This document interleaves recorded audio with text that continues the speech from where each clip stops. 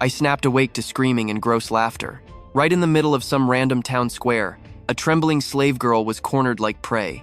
"Kill her! The brat actually bit me!" the mob screamed. I stumbled to my feet, a massive migraine splitting my skull. Where the heck was I? The noisy crowd suddenly went dead silent. Staring at the battered girl, it hit me, this was Kufu, the most abused character in that crazy novel. You know, the book I literally binged for 3 days straight. Right on cue, a robotic voice buzzed in my brain. "Welcome, host. You have transmigrated to the great heavenly origin realm. Great, I am stuck as Li Yuan, a pathetic extra fated to die in exactly 3 days. My grand mission? Save the entire world. If those 7 future villainesses who are destined to be my wives go rogue, it is game over for everyone. The whole universe will literally shatter, dragging me down with it. So, my only survival strategy is melting their icy hearts with pure love. We are talking about the scariest girls ever. And this epic redemption arc kicks off, with the poor girl currently getting wrecked right in front of me. The system flashed a warning. If a target's corruption level hits 5 stars, you die instantly. And guess what? Her evil meter was skyrocketing by the second. If I do not do something epic right this second, I am totally a goner. Some random extra in the crowd was actually winding up to chuck a raw egg at her. Calling me an idiot? Just watch this flawless performance. Before the dude could smash that egg on Kufu's head, I spun around and snapped. "What do you think you are doing?" I totally snatched his weapon away. I pointed the snatched stick right at the bully's face. "Let us see who actually dares to touch her." Meanwhile, some mysterious blue-haired chick in the crowd locked eyes with me. The crowd was whispering, shocked I was protecting her. But then the system started blaring alarms. Her corruption level was still creeping up. I panicked and shot a look at our tragic heroine. Like, hello? I am literally saving your life here. Why are you getting even more twisted? Then it clicked. I was being such a massive idiot. In this timeline, my character was Kufu's absolute worst nightmare. I had tortured her for years. Me suddenly acting like her knight in shining armor? Yeah, totally suspicious. No wonder she thought it was some sick joke. Okay, time for a massive strategy swap. I threw a freezing glare at the gossiping mob. Only I get to decide what happens to my property. I do not need any of you trash interfering. Back off and get out of my sight. Seeing my classic toxic attitude back in action, the crowd totally bought it. They laughed it off, whispering, "See? Li Yuan has not changed one bit. Whatever, let us bounce," someone yelled. "That brat is about to suffer way worse at his hands anyway." The mob slowly started clearing out. "Stay far away from my business," I shouted after them. "Whether this wretched girl lives or dies, she completely belongs to me. Anyone who dares lay a finger on her will seriously regret it." I glared menacingly until the square emptied out, then instantly spun around to face her. When I locked eyes with Kufu, she violently flinched, squeezing one eye shut like she expected a punch. "Get moving," I barked. "Get back to my mansion, now." The system happily chimed in, noting her corruption level had finally paused. Bingo! I just had to keep playing the bad guy. I kept up the brutal tyrant act. "Do you honestly think I have all day to wait for you?" On the ground, Kufu was tightly clutching a jagged rock. Blood dripped from her bruised hands, her bloodshot eyes shooting daggers at me. But against all odds, she bit her lip and dragged herself toward the estate. Watching from the shadows, that mysterious blue-haired chick smirked. "This Li Yuan guy is actually pretty fascinating," she muttered. Meanwhile, I kept faking my absolute rage. "Keep up, or I will literally break your legs," I yelled. The poor girl was sweating buckets, completely running on empty. She finally hit her absolute limit and collapsed hard onto the dirt. I whipped around to see her passed out cold from pure exhaustion. Well, that figures. Pathetic, I scoffed out loud for anyone listening, while internally crying. Guess I really needed to nurse her back to health if I wanted to survive. I quickly hauled her back to my place and checked my stats. "Hey system, where is my starter pack?" Apparently, I only had 10 measly beginner points to spend. What can I even get with 10 points? I grumbled. Seriously, what a ripoff. I desperately needed to find some sort of magic healing fruit for her.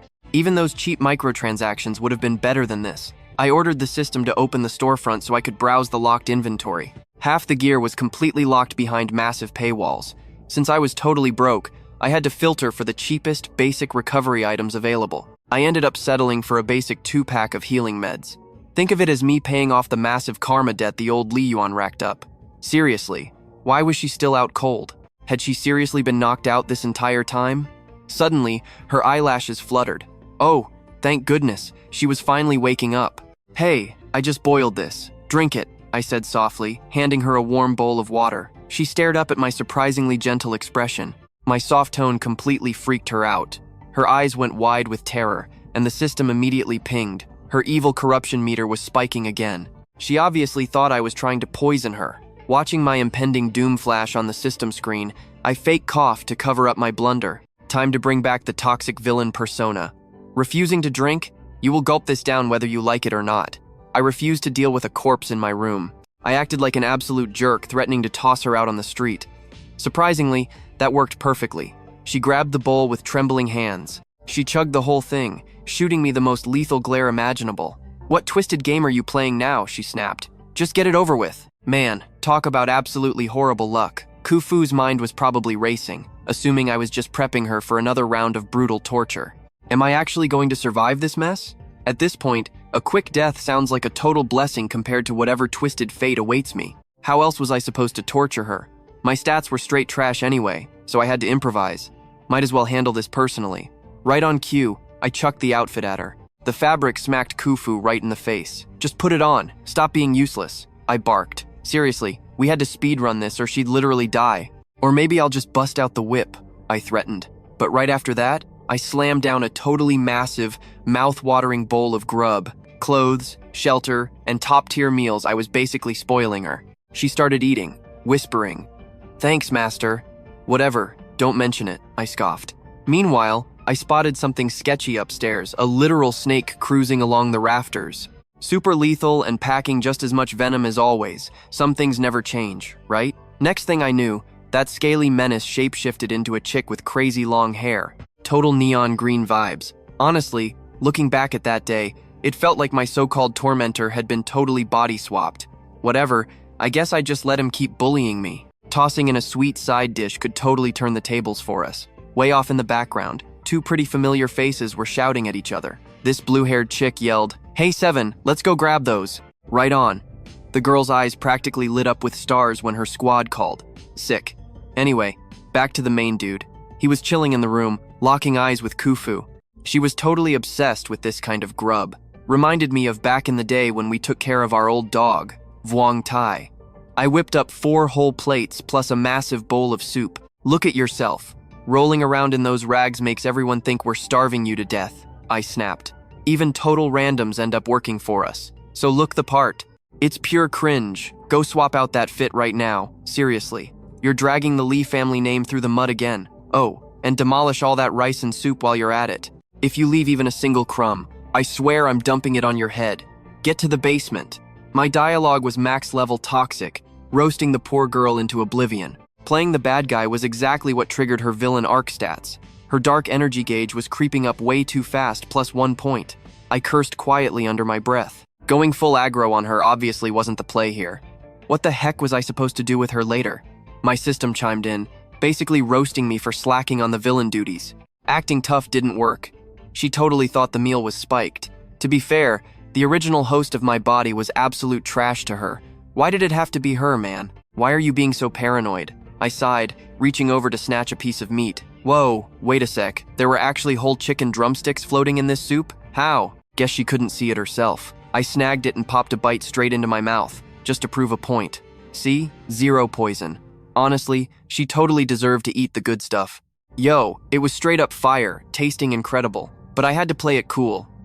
Looking at you ruins my appetite. I lied, dropping the drumstick right back into the bowl. "This young master's vibe is totally killed," I announced, slamming the door shut and dipping out. As I walked away, watching me leave definitely made her heart skip a sad little beat. Once Kufu finally caught her breath, she practically sprinted over to that mountain of food. Without even hesitating, she grabbed the exact same drumstick I had just taken a bite out of. Crazy, right? But she scarfed it down like an absolute boss. She polished off every single grain of rice in that bowl while actual tears just kept pouring down her cheeks. She frantically scrubbed her face, trying to wipe the waterworks away. Sniffle, sniffle. Man, watching her break down on my system's live feed hit right in the feels. I let out a massive breath when the system pinged me with an update. Check it out, Kufu's villain arc meter had finally dropped for the very first time. Best day ever, honestly. Bro, she was drop-dead gorgeous, yet the original dude treated her like garbage. How could the author do her dirty like that? At least we shared the same name, so fixing this mess was on me now. Wait, are they tracking my every move? I literally spat out my water laughing as it splashed all over the floor. The author's pen name popped into my head that Faker was a total creep, too. I squinted down at my own reflection in the water jug. How was my resolution this bad? I couldn't even make out my own silhouette. Absolute nightmare fuel. Yo, system, hit me with that character sheet for the Li family heir. Fun fact, the web novel blew exactly 50. 2 words just describing this dude's hometown vibes. The whole story was a massive 6 million words, and I'd skimmed his wiki page for like 0.6 seconds at 4:30 in the morning. No wonder I couldn't remember his face. My reflection barely looked human. Honestly, who even cares about this guy? I felt like I was totally wasting my screen time rewatching this scene. We're literally talking about a low-tier NPC here. Fun lore drop. The original author wrote that this guy hadn't taken a bath in 3 freaking months. Just thinking about that crusty detail made me want to puke my guts out. Alright, you win. I'll drop 1 precious system point on a microtransaction. Hook me up with some body wash, yeah? Transaction approved, the voice chimed. Buying the premium soap actually unlocked a sick bonus-free luxury bath towels and face cloths. Super fast checkout. Suddenly, my hands were totally fully loaded with spa gear. Time to scrub off the grime. Oh wait, I just peeped the daily shop deals. There was a flash sale. Premium medkits for just 1 point. Throw that in the cart too. Purchased, the interface confirmed. It tossed me a user agreement to sign for the shop items. Basically, anything I grabbed from the virtual wall was mine forever. Huge W. Nailed it. After finally taking a decent shower, I sneaked over to the door like a ninja. Yo, did you finish inhaling that dinner yet? I called out. I dropped the food off like 30 minutes ago, so she had to be done by now. Yeah, wrapping up, a tiny voice mumbled. I just kicked the door open and strolled right back in. Just as I guessed, she still had crumbs all over her face. Still eating. I stared her down, grinding my teeth to play the tough guy. Seriously, shorty, why was she lagging? Why wasn't she stuffing her face faster? Oh, my bad. I totally forgot she was literally injured. Her health bar was super low. Hearing the system's warning, I chilled out and stepped inside. I gestured for Kufu to stay seated. She nervously kept chewing. Haha, you know what happens when we feed the street dogs our scraps, right? Don't forget, I taunted. You don't want to find out the consequences, I added darkly. Dropping that super edgy threat totally worked. She immediately froze and started behaving like an angel. While she obediently speed ran the rest of her bowl, I dug my hand into my pocket to grab the loot. Seeing me rummage around, Kufu panicked, obviously convinced I was plotting some evil villain scheme. Plot twist. I pulled out a cotton swab and actually started cleaning up her cuts. It stung like crazy though. She winced hard, totally convinced I was straight up rubbing acid into her skin. Being stuck in Li Yuan's body meant I just couldn't explain that it was literally just rubbing alcohol. Forget it. It was way easier to just let her think I was torturing her. If she thought this was torture, honestly, perfect for my villain rep. Hurts, doesn't it? I sneered. That's what you get. Now keep chewing. Don't even think about stopping, kid. Give me your other busted arm too, I ordered. Let's be real. Fixing wounds is always gonna sting. I only backed off once I'd completely bandaged up every single scratch on her. Cream's on, I'm out. Wait, out? That stuff he rubbed on me. Actual meds? Not literal poison? She spun around, checking her scars. Bro didn't even catch her vibe before straight up slamming the door. Hold up. Ain't this his room? Meanwhile, bro's outside literally freezing. Man, what a crazy night. Freezing my butt off. But pushing through tonight is totally worth it. Just wait till she wakes up tomorrow. Once those scars fade, she'll get it. That weird torture cream from today? Literally magical healing stuff. This should totally tank her villain stats. The system chimed in. Spot on, boss. Forgot to drop the rules. Villain stats split into 2 tracks. A level 5 edge score means pure evil, but still holding some basic empathy. Rizzing her up was the move. Roughly 3,000 points stacked up boosts your karma levels. Warmth went up 1 notch. Plus, you gotta grind points for shop loot. You're starting with 10. Time ran out, leaving just 7 points. Who cares? Spoiling Kufu like this guarantees a massive payoff tomorrow. I'll literally wake up drowning in points. Morning hits. Bro, are you kidding me? What an absolute backstabber. Pure disrespect. Zero chance this is real. I expected at least 90 to 100 points, but got nothing. Like, what gives? Systems like, chill, boss, we made massive progress these past 2 days. We'll secure the sidekick soon. I randomly sniffed my shirt and gagged. The dude before me was incredibly gross. No wonder my score tanked. 0 profits. Cute girls absolutely hate smelly dudes. Imagine swapping that out for a fresh, sweet, gorgeous guy. Wouldn't that totally win you over? Like, Hello, do you have a soul? The system hit back with, I honestly started second-guessing myself. Digging through all that dusty lore, I dropped 1 point on some soap. Time to scrub up. Fresh out the shower, I popped the door open. Kufu practically jumped out of her skin. I was literally glowing. Yo, I said. She stared at me like I was an alien. Who are you? Shocker, right? Wait, why are you huddled all the way across the room? The system started blaring. Major threat. Stats. Her villain vibes are glitching out again. I mean, I just washed up. Sure, I'm no supermodel, but I'm definitely above average now. How on earth is she still turning evil? Well, the system crunched the numbers. Her tension spikes by 0.001 points a minute. Bro, fix this fast.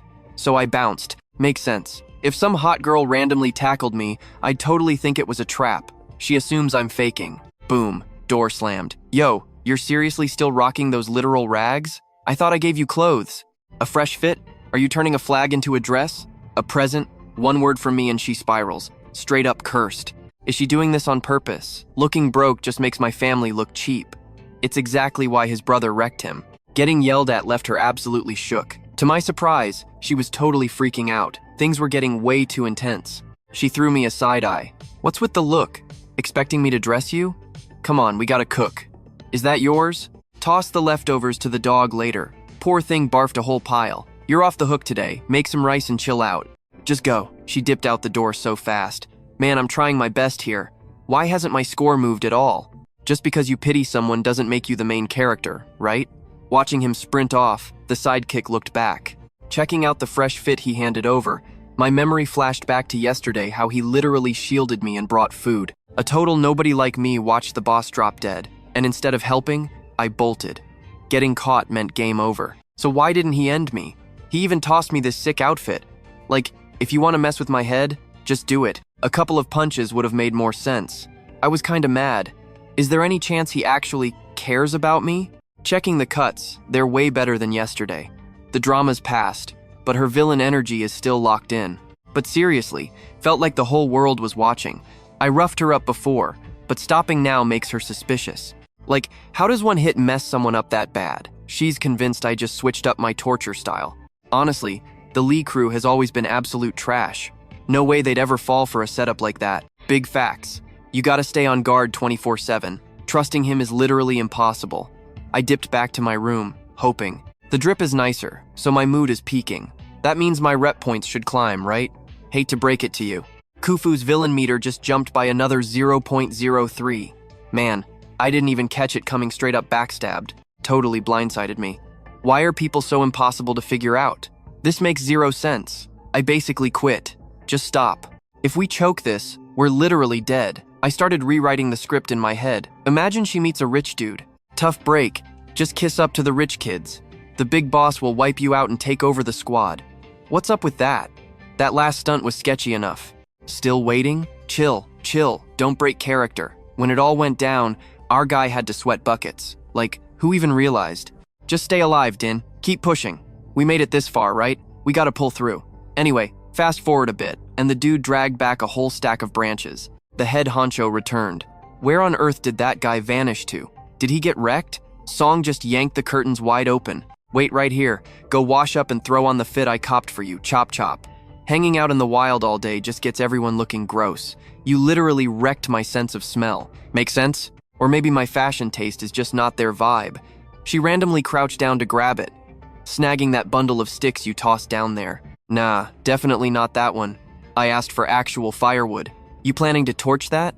That scrape looks super gnarly. Now we gotta drop cash to fix it up. Alright, so here is the plan. You take the lead. Just go scrub up and get fresh. Gotta stay squeaky clean. For real, bestie. We are bouncing out of here right now. Look at this. That stuff literally still belongs to our boy Li Yuan. Man, I low-key hoped he would glow up a bit. But nah, that is never happening. Like, zero chance. He quickly dumped some steaming water straight into the tub. Hey girl, go get washed up. Noticing she was still stalling, he goes, why are you coming at me? That other dude's maid has a crazy aesthetic. She is way prettier, totally gorgeous, and definitely far more savage. You are way gutsier than I am. I was literally just winging it. Staring too hard on a casual stroll will wreck your vision. Like I am desperately trying to check you out, right? Bro, look at this. The guy is definitely not faking it, boss. Alright, go hit the showers already. After that, He stepped out and bugged the AI interface one more time. Wait, seriously? No cap? Yep, totally spot on. Kufu paused for a quick sec before taking his fit off. Literally just told me to go wash off, period. What is the move for tonight? Yet he was just chilling out there, holding his head like he was totally zoned out. Those side missions are a massive headache, and the other 6 are not exactly a breeze either. Also, second in command. We absolutely cannot let them find out the others exist or what their deal is. Things were super chill at first, but if you mess up, there is a huge chance they will turn super toxic. Bro, this is literally the absolute worst. That is a dangerously loaded question. Secondly, keeping everything chill worldwide basically means going hard without holding back. We honestly just assumed it was a rare glitch. When you get sucked into a story, just mess around a bit. It is all about giving props, not being a total simp. Hey boss, maybe try looking at it from another angle. Check this out. Once you win over all 7 of those toxic girlies, you score a massive win streak and the sickest crew ever. That is definitely a solid endgame. Wait, is my bro still single? Listening to this AI interface is basically like dealing with a hype-based pyramid scheme. Am I right? Sweet-talking my way to the top is totally my vibe. I have a way bigger dream for why I even showed up here. It goes way deeper. A sec later, someone hollered from the hallway. You could hear it bouncing around the room. Yo, I am done washing up. He caught sight of her super edgy fit. She looked stunning but totally on edge, acting weirdly shy and way too nervous to even make a move. When she finally made eye contact, he played it cool, saying it looked alright, while secretly freaking out inside. He totally wanted to charm her to score points for better outfits. The top was a major upgrade. Pretty soon he'd be unlocking all the sickest gear from cosplay fits to workout sets, dropping one after another. Catching his vibe totally threw Kufu off. The whole situation left her feeling super awkward and low-key annoyed about it all. Yawning loudly, he mumbled about crashing in his room while she finished the chores. After that, she was supposed to come play bodyguard while he knocked out. He reminded her to actually do her job properly. Then, grabbing her face gently, he dropped a threat.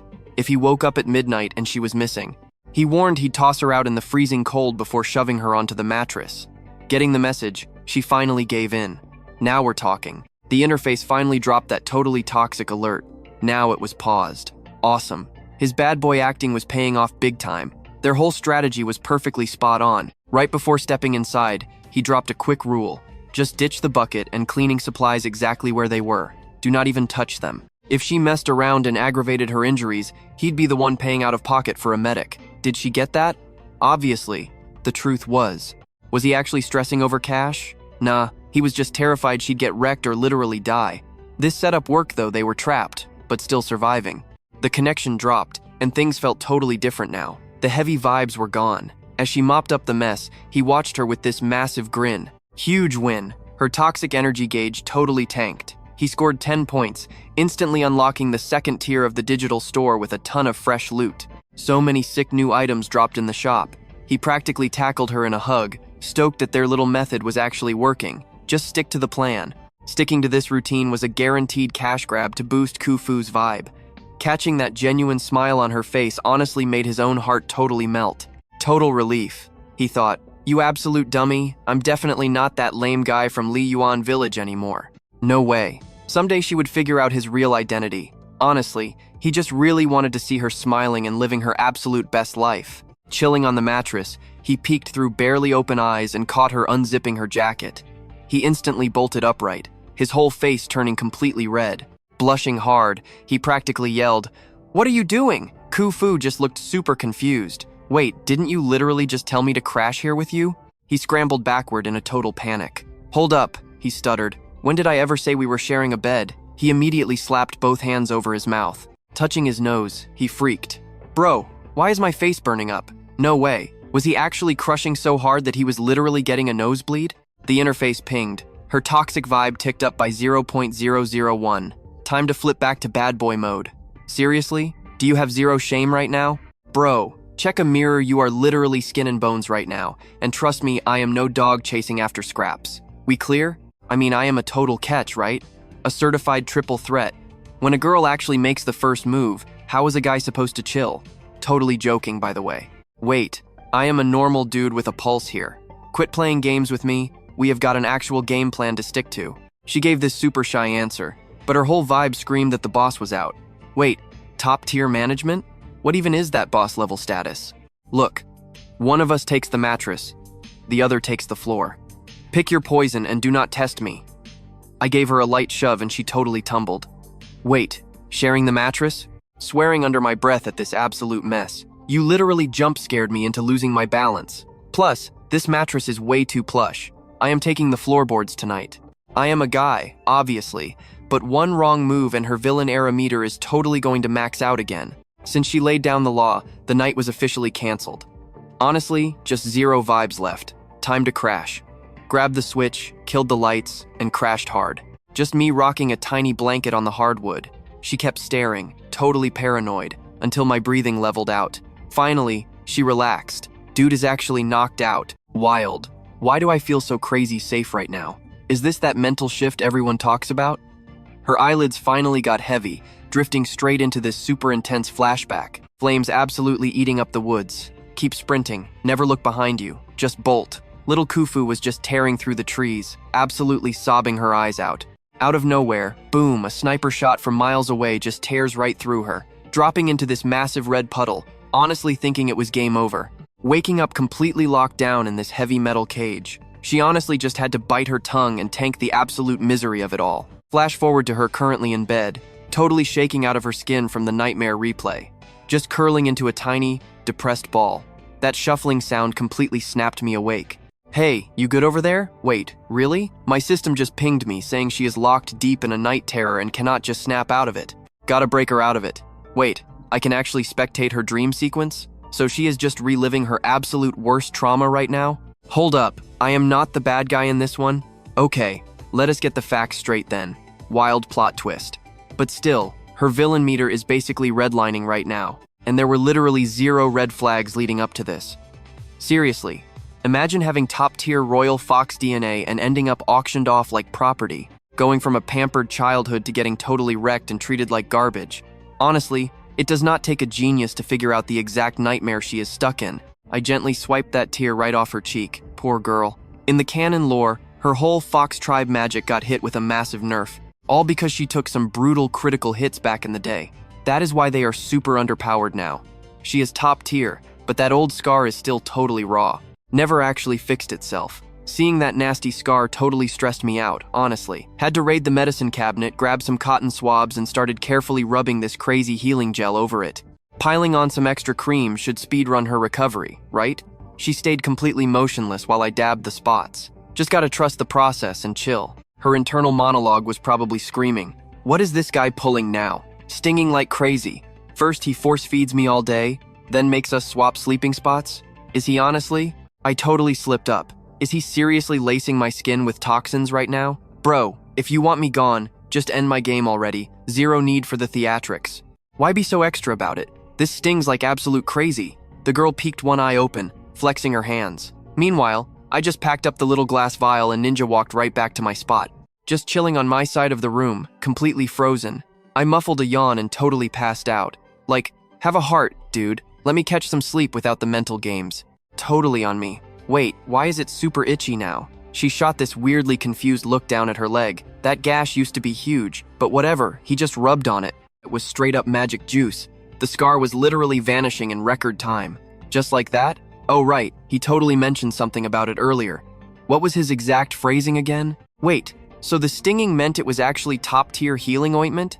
Boom, her crush meter just totally leveled up out of nowhere. Then morning hits, and my dashboard starts pinging. Absolutely screaming in my ear to get me out of bed. Get up, bro. Absolute disaster mode. The actual main character just dropped into this server. Already? The legit protagonist is here? You are capping, right? It is that dude Thach Thien Due from the original Seven Wives fanfic. My entire squad is basically the bad guy roster here. But yeah, checking the back-end radar stats, those crazy energy spikes completely confirm it. Trace the spawn point perfectly.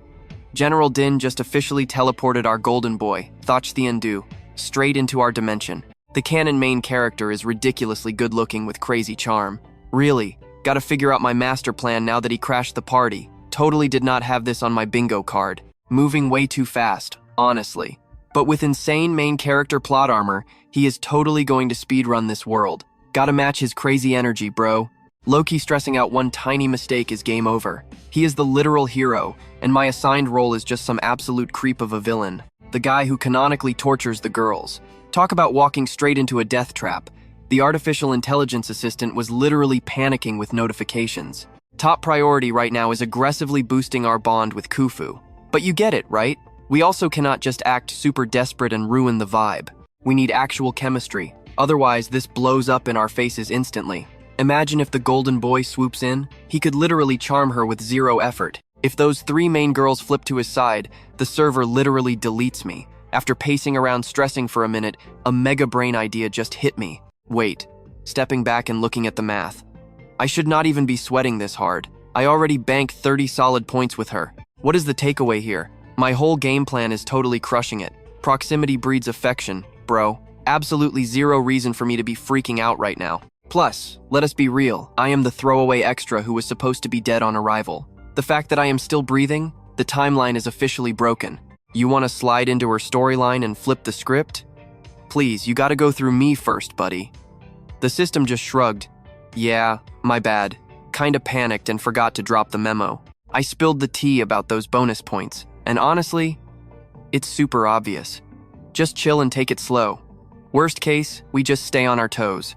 Plotting with the main guy? Awesome, got it. Kufu, chilling nearby, caught every word. What's he whispering about, she wondered. Wrapping up his scheme, he crept closer to her spot. So adorable. Giving her an affectionate pat, he murmured, "Bedtime, you sneaky little fox. I'll grab us some tasty snacks. Just be good and hold down the fort." "All right," she agreed. Then, he tiptoed right out the door into the night. As his footsteps vanished, Kufu sat bolt upright, totally bewildered. Was she really playing the good pet? Meanwhile, let's cut to the wild outdoors. Out here in this crazy, windswept wasteland, the vibes were seriously intense. It felt like an epic storm was brewing. Time for my brilliant side character debut. The master plan? Stage a massive beast attack on the academy. Then, I'll drop in like an absolute boss, playing the ultimate knight in shining armor. Would she fall for it? Hook, line, and sinker. Risking everything to save the girl is a classic move. Just then, a rustling noise broke his focus. Peering into the pitch-black darkness, he couldn't spot a single thing, but bluffed anyway. "Yeah, I see you," he called out. "Step into the light." A blue-haired girl nervously popped out from the bushes. "Wait, stay back. Hold up, we're on the same team." In the distance, demonic howls pierced the air. "Oh, it's just you guys out here. You were singing. Man, you nearly gave me a heart attack. Didn't we literally just cross paths at the plaza?" "Wait, are you actually Li Yuan?" she asked. "I honestly figured these woods were totally deserted, so I was just jamming out to kill time. My bad. Did I totally creep you girls out?" The rest of her squad started whispering. Is he really the notorious Li Yuan, or just some guy with the same name? Rumor had it that the real guy was completely hideous, not to mention a totally ruthless psycho. But looking closely, this dude was actually insanely gorgeous. Honestly, he's got this super cool bad boy vibe. Catching their hushed gossip, his ego inflated massively. That was music to his ears. "Hey, I can literally hear you." "Hold up a sec," one said. "Not gonna lie, you're giving off a completely different energy than before. Like, a total 180-degree glow-up." He just let out a modest, awkward chuckle. "Ha ha, well, I never actually caught your names." The blue-haired girl smiled back. "I go by Xiao Yuan." "Oh, check these out. We literally just harvested them super juicy." "I'm a nin, and she's Jiang Shui Shui." Blushing slightly, she nudged a fresh watermelon his way. "For real? Nah, I couldn't possibly take your stash. We'll forage plenty more up the mountain anyway. Come on, just take a quick bite. Or maybe take it for your housemaids?" Bam! Time to turn on the arrogant acting skills. My lowly servants eating something this good? Yeah, right, they don't deserve it. If he was gonna play the snobby villain, he had to commit fully, going all out without dropping character for a second. That's what we call method acting. "Give me an Oscar already." "Bro, you're overthinking this," his system chimed in. Still, keeping up appearances was crucial. Anyway, Xiao Yuan's crew really needed to bail. Time to hit the road. Li Yuan promised to catch up later, tossing them a casual wave. As the girls disappeared down the trail, he spun around to mentally ping. "Hey system, is my memory totally glitching out on me? Was there ever some knockout named Xiao Yuan in the original plotline?" The AI promptly replied, "Nope, boss. Feel free to check my database. Across all 8 provinces, absolutely 0 canon characters exist with that specific name. No Xiao Yuan." With your crazy glow-up and flawless skin, your raw charisma is literally acting like a magnet for random female NPCs. Bruh, you're just telling me this now? Guess that kind of tracked. Fast forward back to his kitchen after he finally made it home. Man, whipping up a quick meal shouldn't be this hard. What a massive hassle. We're totally out of tinder. Seriously? How am I supposed to spark this firewood now? System, toss me a lighter, would you? Request denied. Penalty points applied. He flicked the modern lighter anyway, testing the flame. Time to blow these ancient peasants' minds with. The ultimate 21st century gadget, right on cue. Kufu pushed the door open and strolled in. Someone told me you were busy cooking up a storm in here. Panicking, he swiftly stomped on the lighter to hide it. Oh, hey, something about snake meat? What did she want? Look, I'm just prepping dinner, back off. The pampered young master was legitimately trying to boil rice. He attempted to start a blaze solo using the most ancient trick in the book, a basic fire drill. Zero spark, complete fail. He grumbled internally. Rubbing sticks together like a caveman is seriously doing too much. Is saving my pride even worth this? Great, my villain corruption meter just ticked up again. You've got to be kidding me.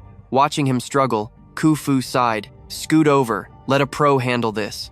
Stepping in as his sous chef, Kufu literally pulled a magic trick. With a mere flick of her wrist, a blazing inferno erupted in the hearth. Holy crap, that's insane.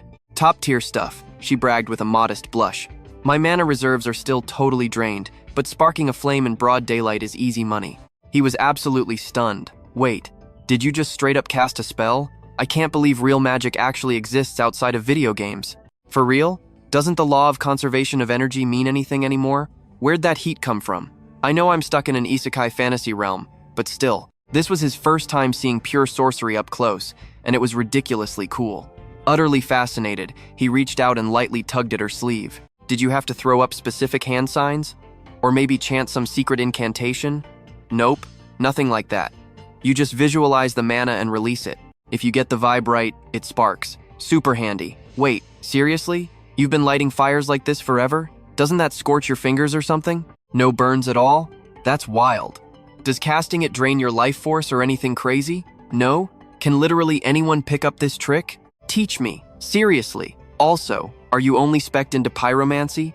Can we unlock other elemental trees? Like throwing water, freezing stuff, or shooting wind blades? Man, that is absolutely god tier. Getting to witness real-life elemental manipulation up close? Mind blown. Plus, it's gotta be an amazing green energy hack. There's gotta be dozens of magical disciplines. Who needs the Industrial Revolution when you have spells? Pure art. She just stared, convinced he was rambling total gibberish. Processing his frantic rambling, she drew a complete blank. What the heck is he even saying? Still, she couldn't shake the weird feeling that this guy was strangely cute, right? But total bad vibes inside. Her gut was screaming, "Are you insane?" Then, "But seriously, don't you think he's kinda cute?" Don't ignore the years he made her life miserable. Just like this. Hearing that toxic inner voice, her dark side totally snapped to attention. Wake up. The guy's a total creep. They all are. It's totally fake. Meanwhile, he's out here cluelessly stressing over his training. Mid-tier energy, maybe? Using points lets the host unlock that move, but honestly, I've felt totally off these past couple of days. Before, I could literally just summon this. Now it's a swap. And yeah, they act all tough with me, but deep down, it's all cap. They don't bully or drag me anymore. Plus, they literally patched him up and let him crash in their bed. Same for me. So it's shopping time. What kind of abilities am I scoring? He's sitting on 46 points, and 45 buys a danger alert ticket, which is honestly super clutch for spotting threats. A 10-second heads up before things go south. Should I swap? It's pre-order only. But seriously, 10 seconds? That's basically useless. Get this max tier skill masters can actually level up. Yikes. But that's way out of my league right now. Way too pricey. Maybe next time. She subtly peeked over at him. Honestly, he's looking pretty hot lately. And he actually smells amazing, he realized. Hold up. The pot is literally overflowing, girl. What's going through his head? His face keeps going from pale to flushed. Is he having another moment? Did you go rogue? I gotta brainstorm a fix. As soon as possible. My brain went into overdrive. Bingo, got it. Yo, check this out. He grabbed the fruit. Those melons from earlier. Wait, watermelon? Where'd you score this? Oh, for real? This morning, while grabbing firewood, we bumped into this girl from our camp. I was melon picking and she just handed it over. Apparently, it's super sweet. Wait, a girl gifted this to you? Okay, glow up much? Yep, you can catch her outside. Did you toss me some fruit just to cheer me up? He completely cracked up at that. Duh! What girl doesn't love fruit and flower picking? But seriously, this watermelon? I'm totally saving it for a snack later today. Big deal. Even a boomer like me wouldn't touch that stuff. It's sweet, super healthy. But she was totally fuming, like, hard pass! Seeing the drama, bro goes, these are VIP gifts. And now she's acting like she's too good for it? The kitchen is way too smoky. I'm out. Make sure the rice slaps. Hand it over. After bolting, he just slumped in the corner, totally sighing. What's the game plan here? Like, seriously, what do I do? Was I quick enough? Everything's chill for now. Nope. The system caught absolutely zero mood swings from him. He's just an NPC, but honestly, he's not giving villain vibes yet. Whatever, as long as the endgame is the same, we're golden. But yeah, it's super weird. Like, what even is this vibe? And, meanwhile, Kufu was just staring at that melon. Some other chick gave it to him, but honestly, he felt super awkward. Like, if I hand you fruit, just take it. Wait, are you just saying yes to literally everything? And what's his deal? Booting up the system specs now. Name, Li Yuan app, male, age, 20. 46 points. Inventory, hygiene supplies, starter med, kit, some bling, a lighter, and a level 2 system. Copy that. The menu is super basic and I'm practically broke on points. If we keep dragging like this, how am I ever supposed to level up? Chill out. Once the 7 bad girls squad up, it's pure drama.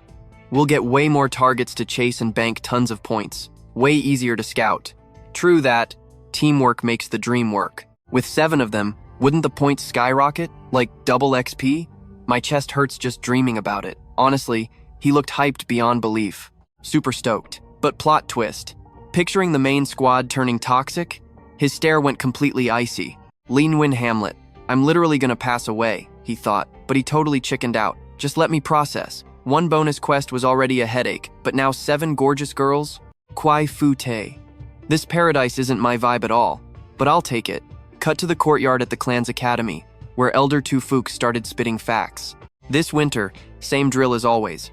The girls were on cotton, picking duty, while the guys were on hunting duty. The girls' zone would be guarded by absolute units from the Lang clan. He scanned the crowd. Where's my absolute favorite girl? Oh, bingo. He's acting aloof from across the yard, totally playing games. He was staring her down, but she just pouted super hard. She totally snubbed him.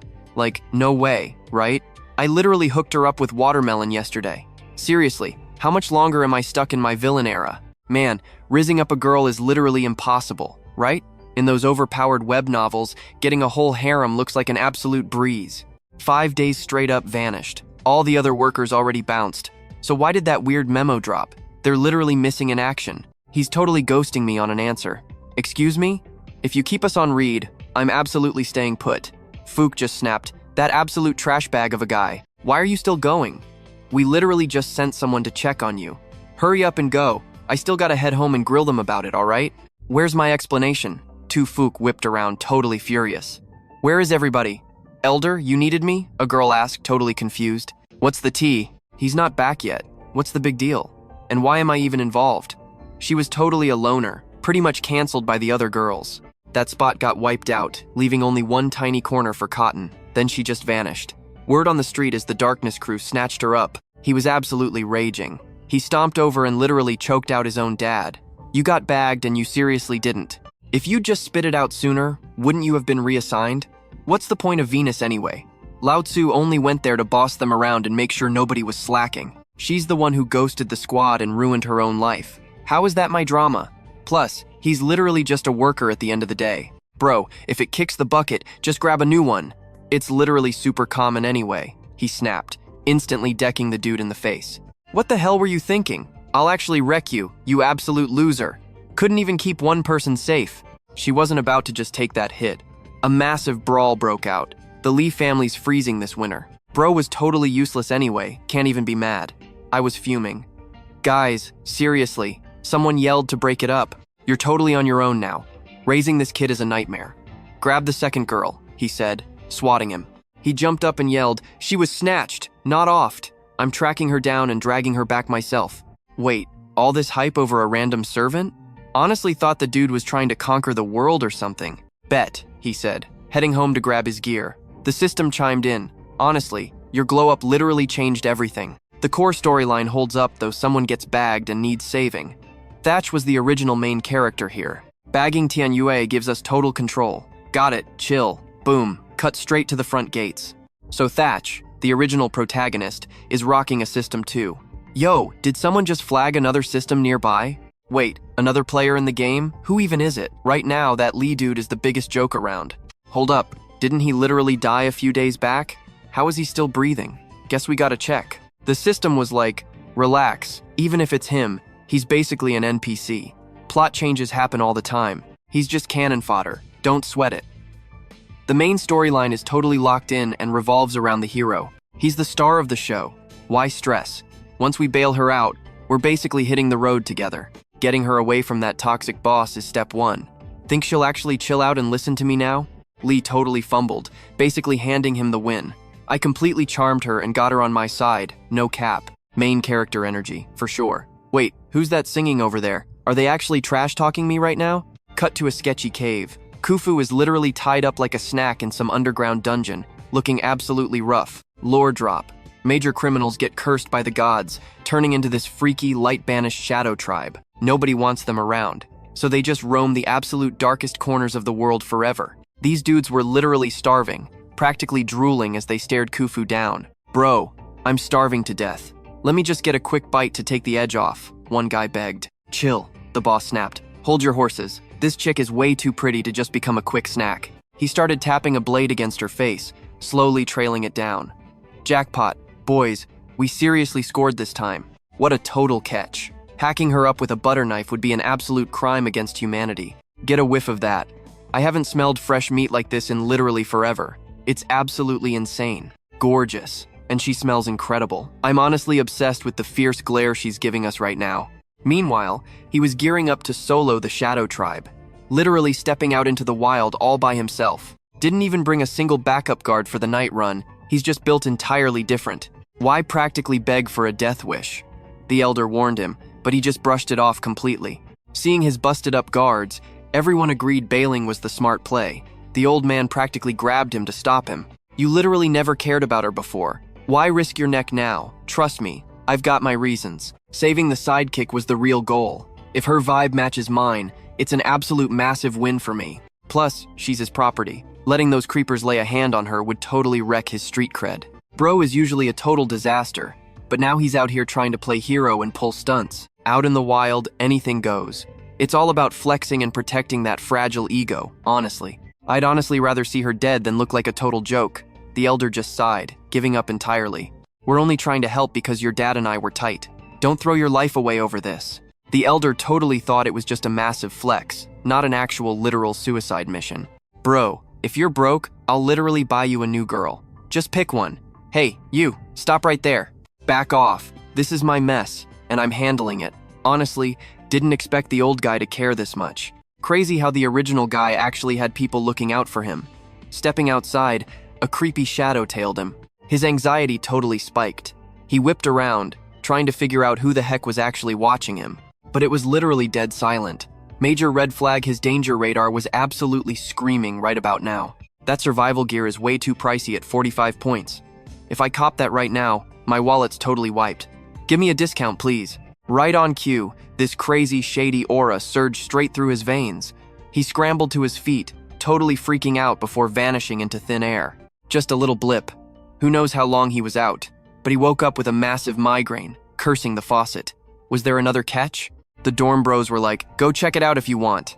Then it hit him, he got straight up isekai'd into the plot. Wait, wasn't he dead? Where even is this? Skinny legend. Where's spiky hair at? Big congrats. Everyone swears he got absolutely played by the main bad girl. 2 captures down. Wait, the second antagonist? She's one of those shadow dwellers, isn't she? Yup, that's definitely her. Look, babe, we finally made it. Keep pushing forward, system user. Our boy was sweating bullets, scanning the area like crazy. Bruh, there wasn't even a tiny gap to squeeze through to escape. Oh great, bugs everywhere. I swear she's sprinting right at us, right? Before he could even finish, this chick bolted over and completely pinned him to the floor. Taking a good look at her, she was literally top-tier royalty. 10 out of 10 baddie, not gonna lie. Panicking, he blurted out, "Hold up a sec though!" She's absolutely stunning, making it super hard to say no. But then it clicked, she was basically the ultimate big boss. Why is it getting so spicy in here? What's the vibe? She asked. Literally just woke up. Then she drops the bomb. I want to carry your baby. Bro, what is even happening right now? Her hands literally went straight for his belt. Our guy panicked, grabbing his clothes and backing the heck up. Like, making babies takes a whole process, right? You need the perfect vibe, timing, and match. We literally just met, so let's chill and actually vibe first. Can we at least go on a date before doing all that? I totally can't forget my main quest here. Gotta find that hidden lore piece. Following this crazy script, we need a massive, mind-blowing twist right about now. Out of nowhere, her evil meter popped up. There's zero chance they're letting me off the hook. The system pinged crap. She's totally about to snap. Her psycho stats kept climbing, leaving him nervously chuckling. Alright, cool, at least someone else is around. Her dark energy was spiking fast, totally freaking him out. Oh shoot, I just remembered a side quest, he lied, basically accepting his doom as he stammered. I recognize you. It's a total emergency, but please chill out. Slow down. I'm practically rushing to get pregnant here, she insisted. Just hear me out first, okay? The girl tilted her head, totally confused. Kids? Bro, are you rushing this too? Like, having a kid is next level stuff. Shouldn't we at least read the tutorial before jumping into the gameplay? First time? I just want to get straight to the practicals. My folks literally spent one night together and boom, I spawned. Just give me one night and we're golden. Cool, gotta ditch the clothes for bed. Makes sense. But then she literally shoved him right back onto the mattress. Panicking, he blurted out, wait, what about your fam? Got any siblings? No way your parents stopped at one kid, right? She blinked, totally thrown off. Why was she an only child? Wait, huh? She mumbled, looking mad, confused. True. Why am I the only kid? Realizing his distraction actually worked, he kept rambling. Listen, making a baby needs perfect timing, the right vibe, and total connection. It's a package deal. Mentally, he was freaking out if she actually gets pregnant tonight, and those other crazy girls find out. My life is literally over. Having 7 kids with a squad of crazy rebel girls? Heck no. Rule number 1. Absolutely zero chance they can ever cross paths. Can't let these psycho girls know the others exist. She tilted her head. So what's this perfect vibe stuff? Time, place, and people? Ugh, my brain hurts. How does he even explain this? Like, did your parents totally love each other? Exactly. If 2 people are crazy obsessed with each other, social status doesn't mean a thing. They gotta be together. Exactly. So basically, only couples who are genuinely, madly in love should go there. And have kids. Look, we literally just met. Shouldn't we chill and build some actual chemistry first? A guy's gotta catch feelings first. Without that spark, he's totally drained. Like a mushy, useless banana. She literally whipped out a notebook and started taking notes. Mushy and useless. She stared at him like an absolute fangirl. I totally picked the right guy. You're insanely smart. She was obsessed. In her mind, the baby plan was locked in. We're gonna have the most gorgeous kid ever. As she crawled closer, he couldn't help but feel a bit flustered from the hype. Dude, did you literally ignore everything I just said? But she just pinned him closer. I'm super into you. Saw you protecting that girl earlier. Caught feelings then, and now I'm just straight up obsessed. He was so lost right now. What's wrong? She giggled like a total innocent. So what if you don't like me back as much yet? No biggie. I'll just like you twice as much to balance it out. Ultimate girl math. 1 + 1 = 2, right? Suddenly, creepy shadow magic completely pinned him down. He was stuck. What was her deal? She boldly straddled him, making a baby, obviously. Dude, let me go. Inside that dusty cave, time basically stretched into slow motion. Whoa, hold up, girl. Forcing me like this ain't cool. That dark magic needs to be dialed back a notch first. So we're taking this all the way, right? You're totally blushing, dude. And everyone knows what a red face means. You're absolutely down for this. Man, I literally predicted this would happen, but wow. I seriously despise being right sometimes. This is totally lethal. You're just getting super flustered. What? Chill out. I promise to be super gentle. Zero pain. Guaranteed, he claimed. Honestly, seeing her gave me massive nosebleeds, but she got the completely wrong idea. Alright, scratch the soft stuff. Just give me some personal space first. Honestly, this intense ancient energy feels like it's totally gonna just explode everywhere. She locked eyes with him and whispered about how crazy hot his skin felt. Totally vibing with yours too, she added. Next thing you know, she's laying a massive smooch on him. Wait, isn't she supposed to be the bad guy? Do we really need this insane riz right now? Bro, do not let those looks trick you. She completely pinned him down. My mom always said the absolute best time to make babies is when the vibes are peaking. We're absolutely convinced a baby is happening tonight. Meanwhile, he's just sitting there thinking her appetite was way wilder than his. I know the deal, man. I'm a dude. A guy's gotta hold out for at least 30 seconds. He was literally sweating, mentally counting down the clock. She was always sneaky, but this was next level. He straight up went for her neck. Man, it was like his whole body caught fire, literally steaming with crazy heat. I'm losing my mind here. If this keeps up, I'm gonna do something reckless. He actually went in for the kiss first, totally catching her off guard. It literally feels like getting spammed by system notifications. The guest paused right at Dang's profile, completely done with the eavesdropping session. If they actually seal the deal tonight and she expects a kid, she's totally getting benched. Like, motherhood changes everything. You really think that's the play here? As the baby daddy, he could technically just dip out, charm the remaining antagonists, and secure that epic mission victory, right? Is that even cool? He checked in with the AI interface. Plus, since Kim Thwang bailed, you've totally heard that wild snake rumor too, Dao Din. So delicate though. If I keep messing around and break it, all the blame falls on her. Hey, securing the bag is my job, right? Right then, he casually backed up toward Dang Thin, leaving her totally clueless. The system straight up announced, looking gorgeous but lacking skills is literally the worst flex ever. But seriously, imagine the insane fallout if this quest totally flops. Just remember the whole reason he even showed up to this place. The sidekick is literally still holding out for her hero. He looked totally out of it, practically petrified by those seriously heartbreaking facts. Dream on. Alright, zip it and let me focus. This is the absolute best strategy. Dang Thin randomly asked, "Yo, did my bite hurt much?" Right? While his brain was buffering, I was just like, what's the game plan here? Man, once the arrow flies, you just ditch the bow. But she was absolutely hyper-fixated on hooking up. Like Mars smashing into Earth, literally nothing in this realm could block her vibe right now. Got it, right? Amin totally cracked the code. The ancient lore straight up claims the Shadow Squad drains your life force when getting intimate. You trying to have kids or what?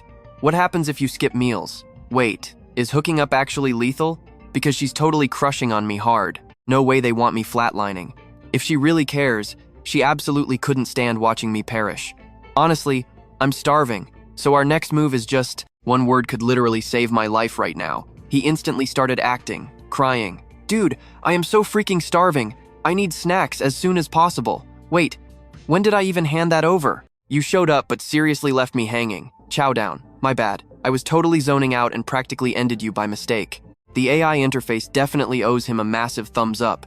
Bro, your strategy is straight fire. He casually got up, saying, hold tight, I'll grab us some food. You, stay put. Then it just whooshed away in a flash. The steam room vanished without a trace. Just a regular dude. He scrambled to find his drip. Zero time to waste. We gotta sprint. Wait, pause.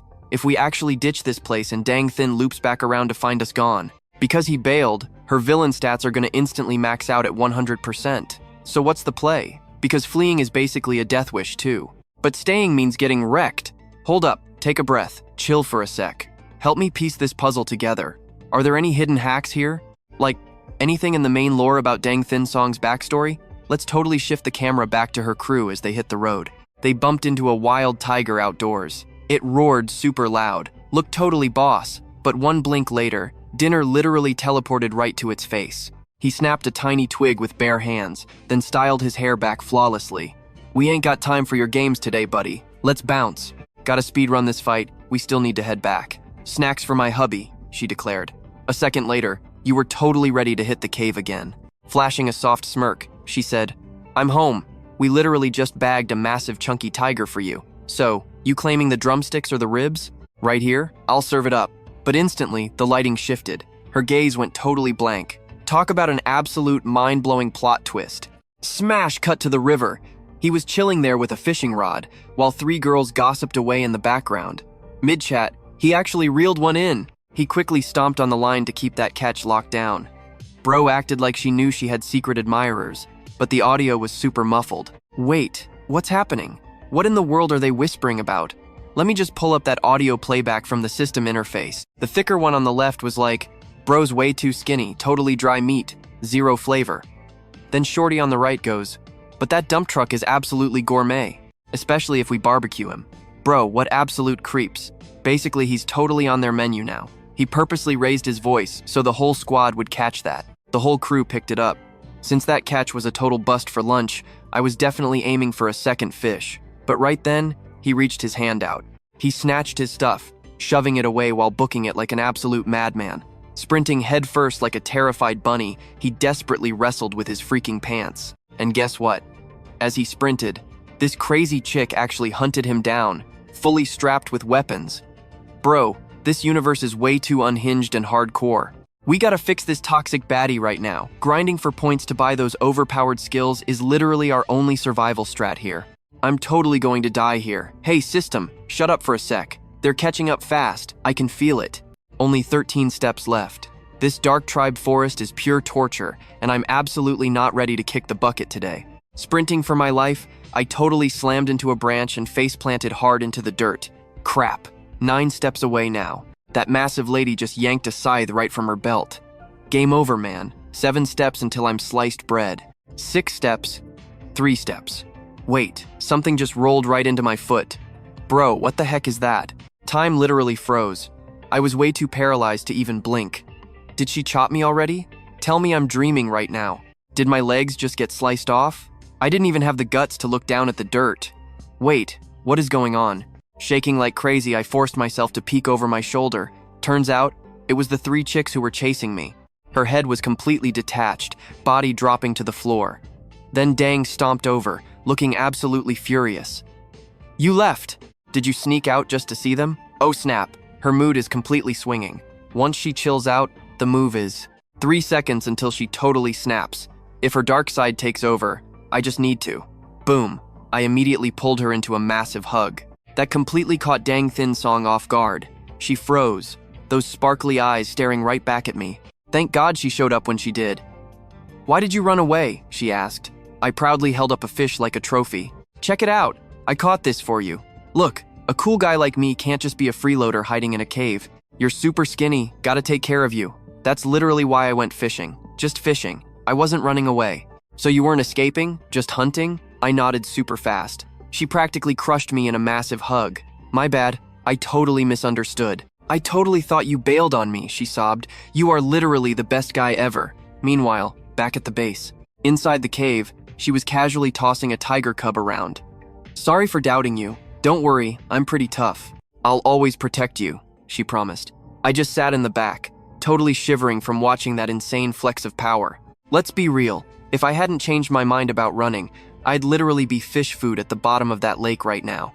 She practically shoved a bloody, raw slab of meat into my face. Eat up. Bro, am I seriously supposed to eat this uncooked? Somebody save me, I just want to go home. She shook the meat at me. Eat quickly, then we're totally mating. I was shaking. I faked the biggest, most awkward smile ever. Yeah, I don't really do raw meat. Dang looked super confused trying to process that. In her mind, no meat meant no hooking up. You could literally see her getting pissed off. Oh crap, here we go again. She totally thought I was rejecting her and was about to go psycho. I jumped up fast. Listen, I'm totally at that age. I am absolutely ready and super eager to do this. Honestly, I want this to happen as fast as possible. But eating raw stuff gives my kind insane stomach bugs. Being sick would totally ruin the mood, right? For real? She asked. Wait, humans in the Wolf Clan can't eat raw stuff? I threw up 3 fingers like a scout promise, swearing it was true. Just give me a sec to cook this properly. I promise, the second we finish eating, we'll get right down to business. Times have changed. My tribe stopped eating raw stuff ages ago. Just carve out this rock for me, and we'll start right away. Cooked food slaps. Trust me. Dang looked pretty annoyed, but still helped me carve out a stone pot, plus some bowls and chopsticks. I filled our new rock pot with a ton of water. Deep inside the cave, I quickly pulled up my system interface. Time to snag some seasoning. Gotta make sure this boiled meat actually tastes good. I grabbed a massive family spice pack from the shop. The raw smell was nasty, -1 point. She was just glaring at me the whole time, completely clueless about my cooking. Send help. Time to prep the fish. She looked super impatient, probably wondering when the main event was starting. Finally, the fish stew was ready. I set the pot down. Done yet? Almost. Just a sec, I swear. I grabbed some kindling and sparked up a massive cooking fire. The second the flames popped up, she jumped back, totally terrified. Meanwhile, I was just hyper-focused on stirring the stew, tossing in chicken eggs, duck eggs, you name it. Haha, This is gonna be epic. Almost done, just chill a sec, I told her. Suddenly, the system pinged, telling me to knock off the singing. So annoying. I spun around to check on Dang. She was giving off this crazy dark energy, her entire body shaking and looking completely freaked out. She didn't even notice I was watching her. I was speechless. The fire cracked, and she flinched hard. "Are you doing all this just to burn me alive?" She panicked. I was kind of freaking out too. "Wait, are you scared of fire?" "No, you just made up this cooking excuse because you don't want kids. I worked so hard for us. You're just using this fire to kill me when I drop my guard." Seeing her go full psycho, I jumped up. She backed away, looking genuinely terrified. Bro, I didn't even realize she had completely scripted this wild, dramatic betrayal story in her head. But I had to fix this. I stepped right up to her, opened my arms for a hug, gave her the softest look ever, and grabbed her hand. A soft whisper. "Gotta light a fire to beat the chill. Plus, we can't boil this meat without some heat.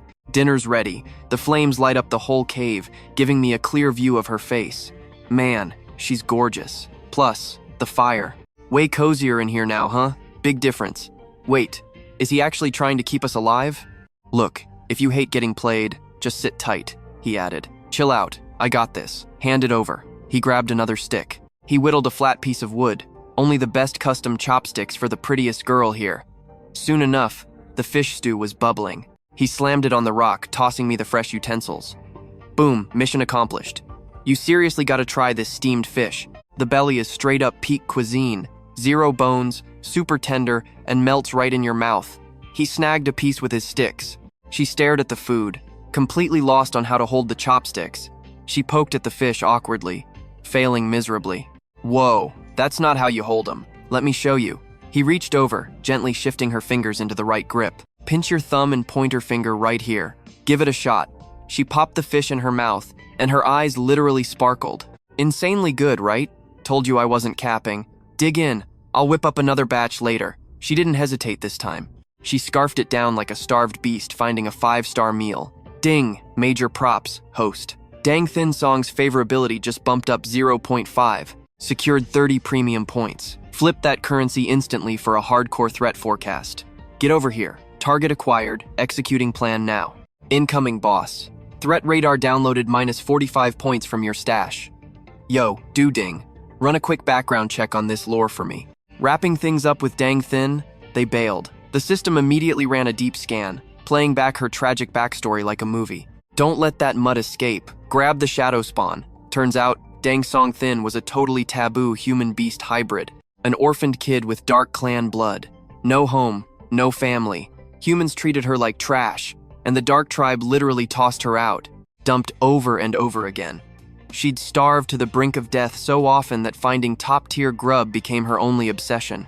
A super rough past meant she'd scarf down literally anything. 0 mentors, just pure wild instinct. And as for making babies, in her mind, that was the ultimate life goal. Meanwhile, Thach Thien was just spacing out, staring at the drumstick in his hand.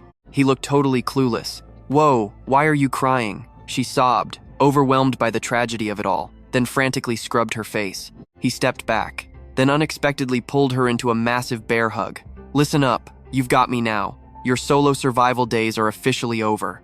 She totally melted into the warmth of his vibe, hit right in the feels. Boom, big win, host. Thach Thien's affection meter is skyrocketing. Target 1 secured, plus 60 points. He smirked to himself. Bro, is it really this easy to win them over? Sweet. Cut back to the main tribal plaza. It was absolutely packed. Dad, chill with the pacing. We already sent a squad out hunting for Li Yuan up. Kufu spun around, glaring at the mob. My master literally vanished into thin air. Anyone got a clue, or what? Think someone jumped him? Hanging back in the shadows, Thach Thien Due watched the drama unfold, his suspicious meter completely off the charts. This storyline is totally glitched. I'm the one who played hero. Why is she acting weird? Did he just respawn here? What's our next move? So sketchy. Seriously weird vibes. Meanwhile, she was still clinging onto him for dear life, pinning his hand against the dirt. Whoa, pump the brakes. You ate your fill, so now it's baby-making time? He sounded super flustered. Like, you want us to start a family? A whole squad of kids. But hey, think about it. Remember all that trash you dealt with growing up? You really want our baby catching that same heat? You want them to go through that kind of hell? That instantly stopped her in her tracks. A wave of heavy caution hit her. Wait, how do you know my lore? Her whole aesthetic was totally alien to the tribe. The Dark Ones got cursed by the gods, but she was just born built different. She's a crazy rare hybrid. The Shadow Clan normally can't even have kids, so everyone's betting she's a mix between them and another squad. This world is absolutely savage to outsiders. She knows that toxic hate better than anyone else ever could. Just gotta keep it chill right now. I seriously need to get her to trust me. All right. She finally backed off and sat up. Yeah, I get it. Let's just step out and catch some air. First rule. The baby-making agenda is officially canceled. She sulked over to the corner. Once outside the cave, he let out a massive sigh of relief. He exhaled hard. Man, dodged a total bullet. Alert! Major drama at the base camp. Look, Kufu's shadow energy is absolutely redlining. Yo, why didn't you ping me earlier? We gotta bounce. No time to sprint back. System, teleport him out of there, right freaking now. Greetings, boss. Cut the chatter and just do it. Warning, instant fast travel requires exactly 50 premium points. Bro, seriously? Ugh, fine. Stupid system rules. He gritted his teeth and locked it in. Transaction confirmed. Payment processed instantly. In a flash, he spawned right back at the main tribe's turf. Talk about perfect timing. Whoa, check out this massive mob forming. He sprinted straight into the chaos. I'm back. Move it, people, make way. One of the sidekicks was about to pass out before catching his voice. He snapped his head around. I told you I'd be back, dude. You holding up okay? Wait, how the heck did you just warp here? System check. Chaos levels are finally dropping. Bro, I seriously thought you were gonna ghost us, die in the wilds, and go full villain. Rough ride. But guess what? Her evil stats actually dropped. Fook was going off on him, while Li Yuan straight up hugged the mentor. What even is this mess? She literally threw hands with a tribal warrior. Total betrayal, man. Your own troops, even the maids, totally switched sides. We would totally get wrecked anyway. Yet they keep flexing. You call yourself a fighter? Let's grab some grub. Wait, what is that? Bro, what are you doing? You? Servants guarding the boss is basic logic. The sidekick sat this out, totally fine. Plus, the Shadow Clan is literally hunting us down right now. Take them out, your squad is ghosted. Might as well just pack it up then. He strolled over, right when the sidekick snatches your wrist. Cool, let's head out. Her eyes went super soft, blushing like crazy. And then, he totally held my hand, so smoothly. Kufu's fangirling leveled up, snagged another point, hitting 60 again. Thien Due was seething, pure jealousy. Oh, and our extra's name is Li. Wait, Nguyen app survived? System, did you accidentally download some bootleg fanfic? Is that seriously me? Bro, this is the authentic version. Chill out, user. You know what? Drop it. Vibes are off, definitely need a health check. Dang Ting's glow up is officially done. So the lore says if you just roam the woods, you might bump into her. Say less. Let's get this going right now. Chilling in the bushes, this green snake slithers past. Li Yuan's crew actually survived and dipped from the Shadow Clan? Wild. Mid-sentence, the snake morphed into this chick with neon green hair. A total washed-up rich kid. The dude could not even flex a muscle. How did we even pull off that escape? Shufu got totally roasted by his bro. The brawl was straight fire, literally, before the Shadow Squad ambushed them. Spirit snatched him. Cap, total cap. Bro is just lazy and refuses to pitch in. Stop acting like the main character. Seriously. If I stayed, I would own you so hard you would forget your own name. We rolled back to Li Yuan's crib. Kufu was chilling inside. His intense stare got her blushing hard. Like, I cannot even sleep with him looking at me. What is his deal? Why are you glaring like that? He leaned in, totally about to grab her arm. She popped up, super flustered. Bro, what are you doing? We were just chilling. Vibes were immaculate. Why make it awkward? Weren't we just having a chill moment? Everything was perfect. How did it get so weird? Kufu was still giving him those puppy dog eyes. Whatever, I am gonna go cook. Grab a bowl. And so, the crazy routine just kept rolling on. They did not risk hanging around. She was fuming. Bro was so mad he was practically a tomato. Wait, my UI literally shows her crush meter. Her stats are actually climbing. No way, right? Is she actually catching feelings? Okay, that is hilarious. Time to switch up the game plan. Boom, done. But suddenly, my interface started going crazy. Alerts popping off everywhere. Now what? Yep, our main bad girl Dang Ting is totally wrecked. He sprinted to the hideout, completely empty. Where did you go? Guess you dipped. Her psychometer was shooting up. Hey system, quick question. Who made the rule that you cannot even bump into the antagonist early on? Bro, that is literally the writer's plot armor. Makes sense. So, can we just end him? Even the main girl could not get FaceTime. Talk about a super linear script. Love triangle vibes or whatever. Alright, cool. I am gonna go dap up the sidekick first. You know, before I magically vanish again. If she goes full villain, calming her down is gonna be impossible for anyone. Back at the lair, Dang Ting dropped some surprisingly sweet facts-only lines. They were desperate for a getaway. I cannot even wrap my head around this. Then he saw the absolute wreckage she made, trashing the room. No way out for you. What the? Right on cue. His voice dropped out of nowhere, creeping up right behind my back. Hey, chill, what is your deal? I caught her tone. She snapped her head away super fast. Yo, check it. I scored some snacks. Peep this. Catching him walking in with the goods, she realized the treats were for her. Her eyes literally lit up, so hyped that she practically tackled him. Daddy is done waiting, right now. Time to make some magic happen. Let's start a family. Bet. Let's do this. Boy or girl? The UI flashes. Daily check-in. Bro, do not give in. If she actually gets knocked up, he is completely locked in. No dodging that bullet. At this rate. So how do you stop the main girl from going dark side? Obviously, I would handle it. I got the lore down. They hook up with the ladies. Whether the villain was down for it or not, bro hit her with a hard pass. Did you know? The Shadow and Wolf clans totally mix it up like this. Crazy, right? Our species. We are built different, so the moves do not exactly translate. Playing it too safe is honestly a death wish. Hooking up is risky? Yeah, duh. First off, I gotta study your biology. Like, how does all that even work? Whatever, ignore that. Just hear me out, girl. Do you trust my vibe? Oh, for sure, completely trust you. Before the main event, the Wolf Squad does this little pre-game routine. We call it the starter. He smirked, knowing it was her very first time. Give her that absolute roller coaster experience. 0 to 100, totally draining her stamina. Plus, he could finally check her stats.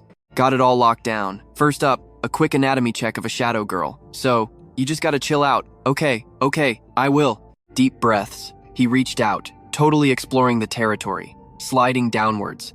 Her eyes went super wide, way too sensitive. She literally flinched. Bro, this is literally step 1. His hand went a bit deeper, just part of the tribal riz. She was shaking like crazy, getting spooked and gripping him super tight. Wow, untouched territory, he smirked, like insanely responsive, catching a chill. Then he straight up scooped her into his arms. Let's hit the base. Tossing her onto the bed, he whispered, You down to keep going? Yeah, totally bizarre but kind of amazing, he thought, gently pulling her close into a soft embrace before adjusting himself down below. Taking a breather after putting in the work, he wiped his mouth and checked himself out. Dang Thin wrapped up her piece, signaling their time was officially up. He crashed hard. Props to the host, pure skills, the interface chimed in. Hey, Tin Tin, got an update. Alert triggered on the corruption meter. Her darkness stats dropped. Empathy bumped up by 0.5, scoring you 30 bonus points. See? All that grinding totally paid off. Honestly, I am completely tapped out, dude. Desperately need to recharge. Heading back to Li Yuan's spot, Kufu stared at his shaking hands. He could not stop the shivers running down his arms, instantly flashing back to that crazy solo encounter. Throwing down with the locals tonight proved one thing. My power level is definitely costing me way more energy now. Meanwhile, Xiao Yuan was camping out in a tree, spying. Li Yuan totally ghosted the village today. So where the heck did he bounce to? Super sketchy, right? But definitely keeps things spicy. Plus, he is literally down there using a lighter to get a cozy campfire going. Right in the middle of a deep snooze, the commotion woke him up. What is the vibe? Exhausted? Just crash, she mumbled, noticing he was still hanging around.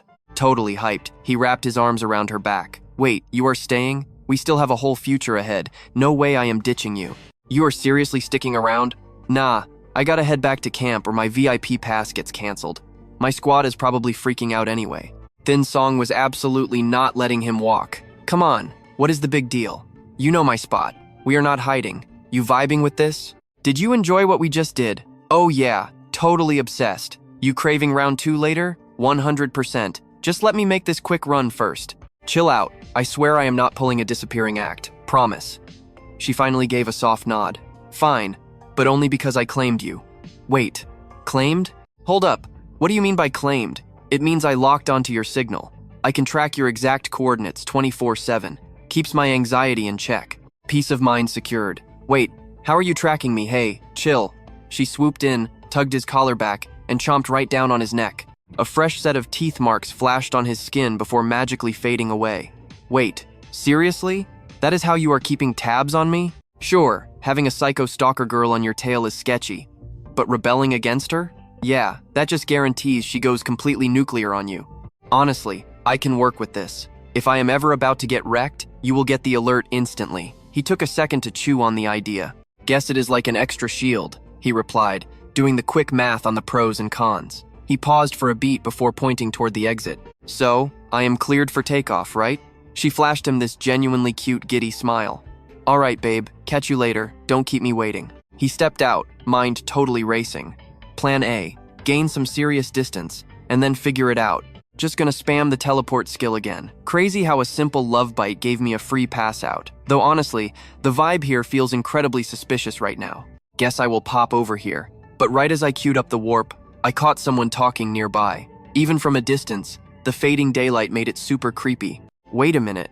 The original plot totally had the main hero getting scammed and bagged the second he stepped foot in these woods. Did the original protagonist actually pull up? He is 100% here to charm Thach Thien. Nah, scratch that, she practically trapped me instead. I have been hunting her down everywhere. Absolute zero luck. She straight up vanished. Better bounce quick, or those Shadow Tribe goons will grab us. Yo host, don't quit now. Keep pushing, the system hyped him up. If we follow the script, bumping into Thach Thien is guaranteed. He is definitely lurking nearby. Wait, is this dude chatting with his own interface? Pretty sure I just stole his entire main character arc and hijacked the spotlight. Makes sense. That is exactly why his timeline with her got messed up. Oh well, whatever works. Even being a random extra with a Wi-Fi connection is not half bad.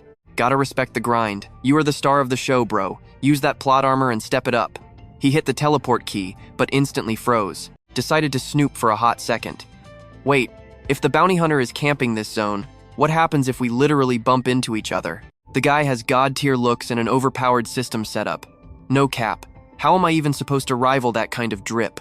Plus, I already pledged my absolute loyalty to Thach Thien, so I gotta own up to that choice. Bailing out right now? Yeah, that is a hard no. System, panic mode, warp me back to her base right this second. You got it, boss. Meanwhile, the girl in question was just chilling on the couch. Ugh, I am dying of boredom over here, she whined from the bed. Catching the sound of footsteps, she snapped to attention and locked onto the doorway. Okay, hear me out. I just remembered a major detail. Seeing him standing there, her eyes literally turned into heart emojis. Babe, you actually came back? Admit it, you were too obsessed to walk away, huh? Spot on. I couldn't pull the trigger. Plus, we gotta score you a fresh outfit. The second I left, I realized you barely had a proper fit to wear. Gotta make sure you are styling before I dip, right? Honestly, I just could not handle leaving today. This whole excuse was the perfect play to keep her distracted so she wouldn't accidentally cross paths with the main hero. She totally bought it, hyped as ever. Bet, give it a few minutes, and she strutted out rocking an insanely gorgeous fit. Babe, this place is way too packed, she said, but he was fixated on her look. She was an absolute 10 in that getup. So, you actually vibe with these human aesthetics? 100%. Anything you pick is fire. Jackpot. Congrats, user. The interface flashed. Target's toxic traits have massively dropped. Affection boosted by 0.5. 30 points added to your balance. Her eyes were basically shining with pure adoration as she threw her arms around him. Hey, cutie, outfit secured. Did you get what you needed? Time to bail, right? We dip once Miss Due passes out. Honestly, she was low-key salty. Nobody even tried to beg him to stay. Yeah, alright. We still gotta bounce. Man, time totally vaporized, and suddenly it was pitch black. The full moon hung up there, curved sharp like a scythe. Thach Thien Due was still prowling the woods. Honestly, hard pass. It was pitch black, and today's vibe was screaming pure bad luck. Zero luck. Seriously. If I bumped into the Dark Clan right now, my pathetic score wouldn't cut it. Plus, those creeps were basically about to. They were already hitting their hibernation phase. Honestly, I'd rather spend my time tracking down cute girls to flirt with anyway, and then crashing at Thach Thien's place sounded like a vibe. Boss nailed it. Time to ghost. I seriously needed to relocate that massive beginner's loot drop. Boom. Thach Thien Due completely vanished from the zone. Meanwhile, after checking out the Thach Thien situation, I just slowly drifted off into a super deep sleep. I strained my ears. Hello? Anyone there? Zero response. Zero movement. Completely knocked out. Wait, what? I popped open the system's teleportation map. I swapped my spawn point straight to the Blood Factory workspace. In a flash, I totally vanished from the spot, only to warp right back a second later. Thank God the coast was totally clear. I spotted a glow coming from Kufu's window. She was actually still up. Yo, Kufu, honey, I'm home. Meanwhile, Li Yuan was perched way up in the branches, totally spying on him. She gave him this super shady, suspicious glare. Yep, that was definitely the guy. Seriously, how did anyone flex magic that insane? Down below, he casually pushed open the door to the next room, completely oblivious to the dead silence. The girl had literally shifted into her fox form to crash on the hard floor. The second she heard his footsteps, boom, she snapped right back into her human skin. Boss, you made it. Wait, why are you crashing on the floor? He asked, dropping 2 fresh fish onto the counter. Kufu totally assumed he'd just been out late fishing. Only bagged 2, he muttered. Pretty pathetic haul. She just strolled right over to him, casually announcing, well, dinner's already served. All right, wrap it up. Time to dig in, he said. But hold up, answer my first question. Spill it. Why are you suddenly making a habit of sleeping on the floor? I mean, come on. It's super obvious she's obsessed with that plush bed. I'm not blind. Catching his vibe, she totally panicked for a second. She low-key freaked out, terrified he was gonna smack her. But instead of raging, he completely surprised her by gently scratching her ears and rubbing her head. Chill out. I'm not gonna bite, he joked. He'd been acting super weird lately, though his gaze would randomly get insanely intense. Just sit tight. I'll grab the stuff. He decided to fetch it himself, probably joking about her slipping poison in his food. Without missing a beat, she spun around and marched straight into the kitchen. But honestly, watching him act like that killed all her fear and left this cozy, fuzzy feeling. He was exactly the same dude. Boom. System level check initiated. Villainous Kufu's affection boosted by 0.1, plus 5 points. Honestly, my game was slipping. I totally could not read this girl's mind anymore. Whatever though, this landlord was already an absolute pro at handling these crazy situations. Just gotta keep grinding those points, player. Let's go. Breaking 150 points totally unlocked the system shop's upgrade path. I had zero clue what my next move was, but I was riding an insane confidence high. Big bro swaggered and balancing all the food. Plant yourself and eat, or I'm actually gonna smack you, he teased. This time she plopped right into her chair, totally obedient. All right, fine, but no skipping meals. I literally despise seeing my own squad starve. You get me? She nodded super fast, loud and clear. So the two of them just chilled and ate. Mid-bite through his rice, he aggressively started scratching at his neck. Ugh, this itches like crazy, he muttered. Her eyes automatically darted straight to his neckline for a split second. Then she literally bolted upright in pure panic. Startled, he reached up and felt the raw scrape. Dude, you're totally marked. He glanced up. Holy crap, she looked absolutely furious. That's the Dark Clan's tag, she hissed. Yep, that anger was genuine. They totally ambushed us. Gave me this bite, but we bailed while they were out hunting, he explained. Wait, is there seriously some nasty catch to this tag? She clearly despised that bite mark with a burning passion, so I just played totally dumb. Meanwhile, my brain was running overdrive analyzing this whole Dark Clan mess.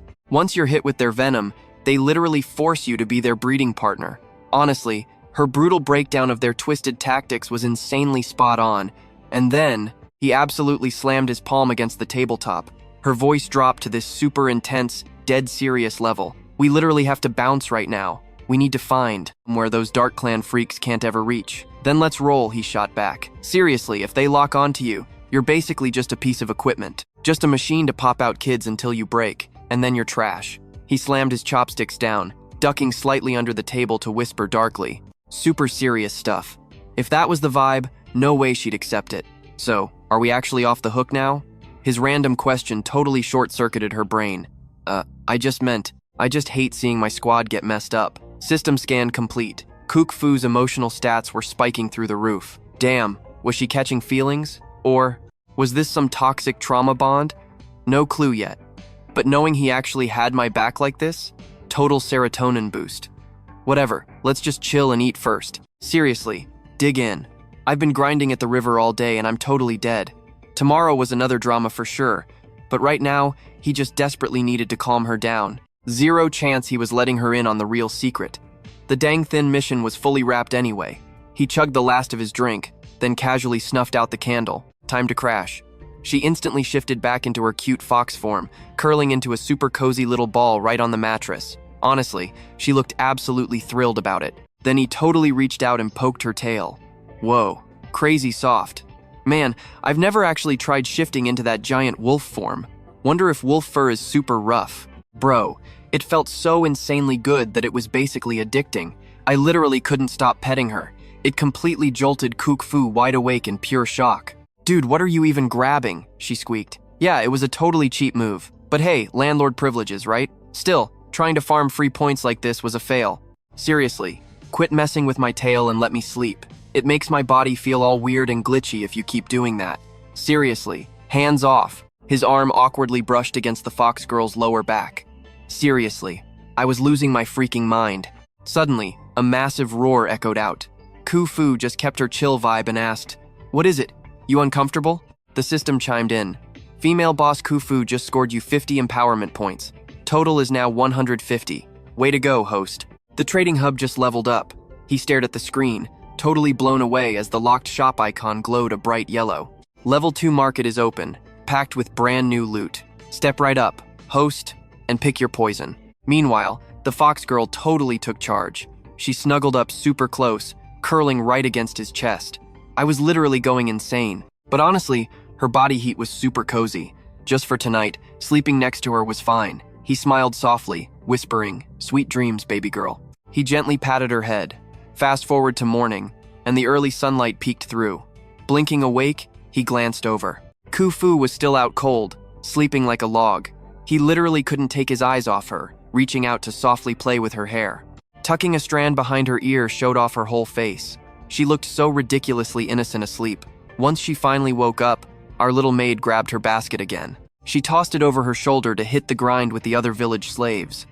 "You slack off around here. The boss is totally gonna hear about it. The whole camp is packing up. If we don't ditch this spot, the Dark Tribe is gonna wreck us. Yeah, I get it. But if we actually bail on the tribe..." Before Dang Thin could finish, he realized I had totally vanished. Great, now she's gonna overthink everything. But Kufu is dead set on moving out. Otherwise, playing this game on hard mode is just gonna break us. The system sighed. "Host, you are seriously in a jam. Girls are just ridiculously hard to read sometimes. Keep your chin up, host. I'll totally brainstorm a genius backup plan for you." Epic. So what's the play here? Nah, I'm gonna go rizz up a side character first. Moving out is whatever, we just need to. We gotta play the long game here. Cut to the forest edge, where our lucky girl was busy snagging some wild berries off a bush. A bit further back, Thach Thien Due was creeping in the bushes, watching her. Today's absolutely the day I make my move. I can't let any random side plots block my riz. This fit is straight fire, definitely the one. Thach Thien Due's own system suddenly pinged, -2 points for a cosmetic skin upgrade. Boom, the ultimate drip was equipped. His charisma stats spiked by 100 for a whole hour. Meanwhile, our oblivious girl was just grabbing fallen apples. Straight into the inventory.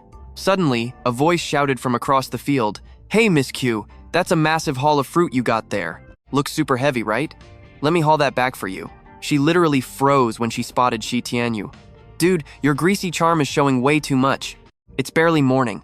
We slaves are supposed to handle this stuff. If big shots like you do our chores, we're basically useless. Just stop right there. The boss is swamped right now, so seriously, don't sweat it." He smirked to himself, knowing his fresh fit gave him max appeal. Wait, why isn't the Riz working? Maybe she's just super shy and trying to play it cool. Is she totally dodging me? Yup, spot on. 100%. Even without the fancy clothes, I'm easily an 8 out of 10. With this premium glow up, I'm practically blinding her. Am I shining too hard?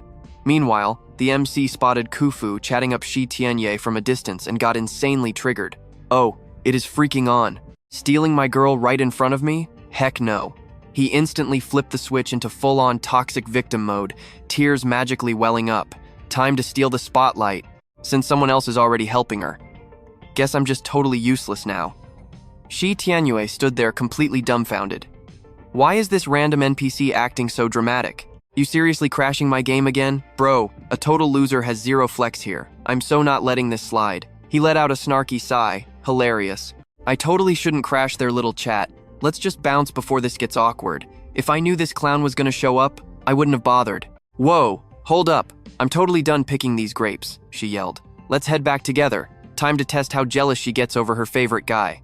0.1 plus 5 bonus points. He casually snatched the heavy basket from her. I'll carry this. You just focus on cooking us a crazy good dinner tonight. Oh, I'm absolutely stealing his girl. Trying to poach my absolute favorite maid? Main character or not, I don't care. That whole flashy outfit suddenly couldn't stop Thach Thien Due from turning ghost white. His face literally flashed red and green like a broken traffic light. Bro was stressed. Walking back, Kufu nudged him. You seriously gotta stop letting. But honestly, he was way more focused on dropping that other dude's name. She caught on quick. He knows I'm just a slave, but kept hitting on me out in the open. That guy is totally bad news. Dude definitely has some shady hidden agenda. He just grinned, giving her a knowing look. Right, got it locked in. Also, maybe don't pull that stunt you just did. Wait, what stunt? Yeah, exactly that. If the rest of the tribe caught you acting like that, the rumor mill would be absolutely insane. He instantly pictured the drama. Oh, I get it. Are you calling me out for playing the toxic victim card? He smirked, reaching out to sling an arm around her shoulder, but she instantly ducked away, super flustered. Wow, playing hard to get? You scared of catching feelings? She panicked, swatting at him. What are you even doing? Back off. Someone's totally gonna see us. Who cares what the locals think? Look, that jerk totally disrespected my territory. I was honestly just stepping in to wreck his game. Seriously, thanks for having my back out there. Hearing that, Kufu blushed super hard but still muttered, You're literally the boss, and I'm just a slave. You don't owe me anything. Want me to just pretend it never happened? He chuckled to himself. The dynamic had totally shifted. Was she actually falling for this? He eagerly checked her affection stats. Only a 3 out of 5 rating so far? Look, she might just be a fictional villain in this crazy world, but she's totally meant to be swooned. Still, if I ever have to bounce and leave her behind, I swear, that gorgeous smile of hers is gonna stick with me forever. Hey, you should seriously smile like that more. Hearing that totally flustered her. Blushing hard, she dodged his gaze and stammered. About dinner, I'll handle it, seriously. Let me whip up that creamy fish stew you love. Meanwhile, an ominous title popped up in the distance. Thach Thien Due kept creeping from afar. Ignoring his basic NPC status, the whole vibe was super weird. Is this dude an isekai protagonist too? Wait, if he actually time traveled? That's seriously bad news. He knew he had to strike fast before getting exposed. Winning over the bad girl was cool, but now they were cooked. Winter was dropping fast, and some shadowy tribe girls were hunting for dates. So, what's the game plan here, bro? In the original storyline, this random side character was actually written as a chick. Those shadow creatures basically gave her a lifeline. She's gonna do my dirty work, letting me take out my enemies without leaving fingerprints. This extra was literally meant to die in 3 pages anyway. Moving back to the main plot at Li Yuan's crib, everything was set. Dinner was already looking absolute fire on the table. Hey babe, she smiled, you gotta taste this soup tonight. But mid-conversation, some random shadow absolutely crashed through their house. He whipped his head around, shocked, as the attacker lunged right at him. He dodged out of the way just in time, totally ruining the dinner. The assassin didn't even pause, launching another brutal attack his way. Plot twist, Kufu literally threw herself in front of him. She blocked it with her bare hands, taking a nasty slash to her palm. Whoa, you're bleeding, he yelled out. The attacker was a dark tribe girl. Dude, were you keeping secrets from me? Bro, I swear I wasn't. The assassin glared and hissed. One of us isn't surviving tonight, and it's gonna be you. She was literally programmed for this hit.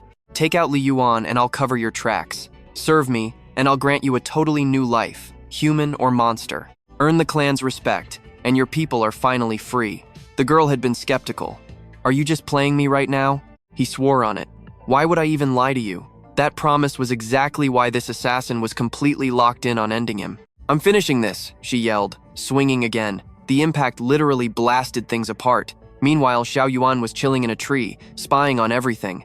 It was insane how boldly they just crashed the village. Xiao Yuan almost jumped in, but paused to see how the fight would play out. He was totally isolated, but suddenly powered up his own glowing palm strike. The assassin's eyes went super wide, completely caught off guard before she could even blink. He basically blasted her right out of the building. Coughing up blood, she desperately tried to make a break for it, but he wasn't letting up, dropping an insane flying kick right into her gut. The brutal strike slammed the girl straight into the dirt. She literally cratered the ground. Watching from above, Xiao Yuan cracked up. Man, this village is just packed with crazy plot twists. Who knows what's next? He pinned the attacker down with his foot. Even his sidekick was totally speechless watching this familiar flex. Nobody had a clue he was packing this kind of power. He demanded to know who ordered the hit, but the assassin just clamped her jaw shut. When she stayed stubborn, his arm just went ice cold. Without missing a beat, he instantly ended the dark tribe girl right then and there. Stay quiet then, you're no use to me.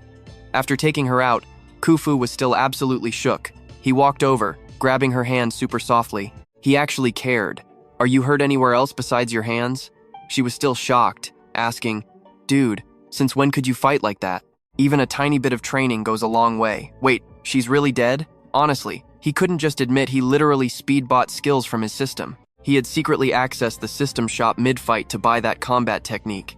Now he had to make up some totally believable lie. Right before those shadow creeps attacked, adrenaline kicked in and I just awakened my aura. Did she actually buy that? She thought he was a literal combat prodigy. Spying from far away, Li Yuan was just as mind-blown hearing that excuse. Awakened an aura just like that? Is that even a thing? Even the weakest shadow enemy. He needs a level 2 fighter to take them down. Seriously. There was zero chance he just organically figured out that insane move on the spot. Plus, this sweet girl beside him, despite acting helpless, actually had some crazy hidden potential too. It felt like some ancient power was locked away. Her abilities were totally sealed. I just stopped by while injured, but damn, this place is actually wild. Suddenly, heavy footsteps echoed nearby. The whole village squad finally showed up, completely freaking out. Whoa, what the heck went down? Why is everything trashed? He explained smoothly. This shadow assassin snuck in to try and pack up me and Kufu. The crowd immediately rushed over to check out the body. I can't believe they actually breached our camp. One guy checked her pulse and confirmed the shadow girl was gone. The chief stepped up. Who is this? And how exactly did you take her out? You seriously defeated a shadow warrior?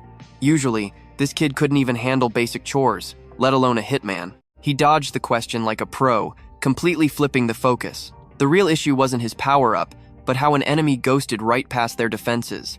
How did she even get inside? In his head, he already knew the answer. This has Thach Thien Due's salty fingerprints all over it. Flaunting Kufu earlier definitely triggered that guy. If I want to survive this crazy system game, I gotta level up fast and absolutely dominate this world. Kufu chimed in. Chief, we definitely have a mole here who let her inside. With winter hitting hard, these shadow creatures were supposed to be completely inactive. Someone obviously offered them a massive payout to break their hibernation and do this dirty work. The chief looked super serious. Li Yuan, did you tick anybody off recently? He played dumb. Me? I'm just a normal dude. Who would I even anger? Literally zero respect for me here. My system stats spiked, which totally tracks. Anyway, Kufu was like, dude, remember what I... Did he seriously deny it? That guy keeps glaring at me, so 9 times out of 10 it's his fault. Now Uncle 2 is interrogating me about whether that girl was actually Nagu's slave. Like, why the silent treatment? Secret hookups? That's a total rule breaker. So who exactly is this guy? The system lord drops the T. His name is Thach Thien Due, and he literally looks like he does not belong in this tribe at all. Wait, Thach Thien Due? Turns out he's totally new here. Got completely lost. Claimed he was just crashing temporarily, and they dragged him into this mess. Gotcha. Fast forward like 15 minutes, and these supposed VIPs roll up from out of nowhere. Saw the girl. Is that shadow chick actually dead? They kept pressing. Thach Thien Due and Li Yuan were acting super sus. You totally tried to hurt him. How are you gonna fix this? What do you even want? Look, village chief, if he's throwing accusations, he better drop the receipts. No proof? Then back off. Like seriously, what's his actual problem? This rich kid speaks super well and gives off major main character energy, definitely not giving criminal vibes. Plus, your logic actually makes decent sense. We literally just got here, but word on the street is Chief Li is a total deadbeat. Like, do these guys do anything besides abuse women? Trash behavior. Just awful. He got snatched by the Shadow Clan recently, but somehow miraculously busted himself out. Have you guys ever stopped to think that maybe? Like, how did he walk away without a single scratch? Bro, hearing them twist the narrative like that made my blood boil. Seriously? Now I am 100% positive. He is definitely the culprit. He claims we only made it back because we've got mad combat skills and got super lucky. Then he casually drops. This Shadow Clan is called Tonight. Well, the man of the house is standing right here today. And honestly, beating a guy up doesn't prove anything. Are you for real? Dead serious. Right then, people in the crowd started whispering about what they saw. But in that exact second, Thach Thien Due totally zeroed in on a bite mark on his neck. Yo, Chief, look, he's literally got the Shadow Clan's mark right on his neck. He got tagged and still somehow made it out alive? Is that really so hard to believe? Shi Tianya was smirking like he just won the lottery. The plot holes in his story are literally massive. You guys seriously want to step to me? Not a chance. First off, he sighed heavily, realizing he totally planned to just hype Kufu up to stick around longer. It should have been a cakewalk, but now it's a giant mess. Dragging this argument out is just gonna make everything 1,000 times worse. So he just straight up dropped the bomb. Uncle Tu, this is my mess. I was actually gonna tell him anyway. Kufu and I are packing up for Yangshan Town to dodge those Shadow Clan creeps. Wait, what? You literally got cursed with their mark and risked your actual life just to make it back here? If we crash here any longer, that Shadow Chick's curse is gonna draw them right to us. It's basically a ticking time bomb. I only came to check on my late grandson anyway. Today feels like a solid day to bounce. It's the smartest play, so the date is officially set. We roll out tomorrow. Uncle Tu was completely shook. He's been in this village since day one and literally has zero survival skills for the outside world. Like, how are you even supposed to survive out in town on your own? For real? Whatever, my mind is completely made up.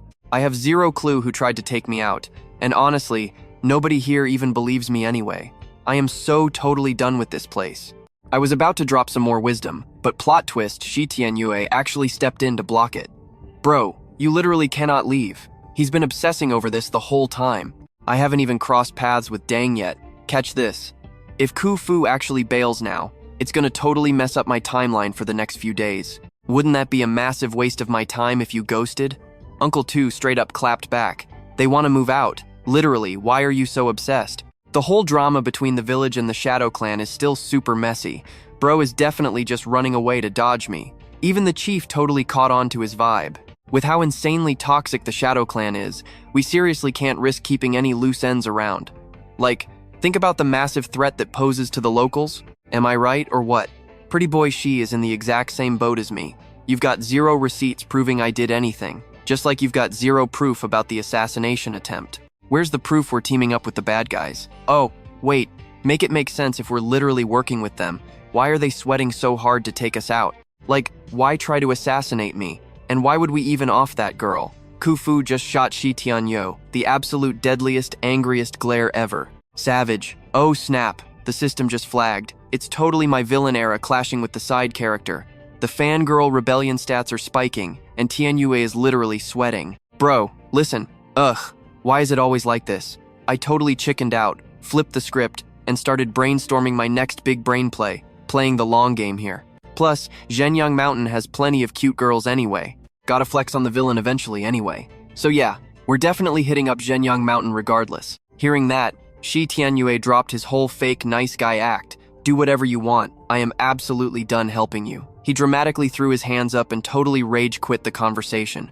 Bro, honestly, at least I don't have to stress about her totally simping over the so-called male lead anymore. Ugh, trying to shake off fake people is seriously the worst.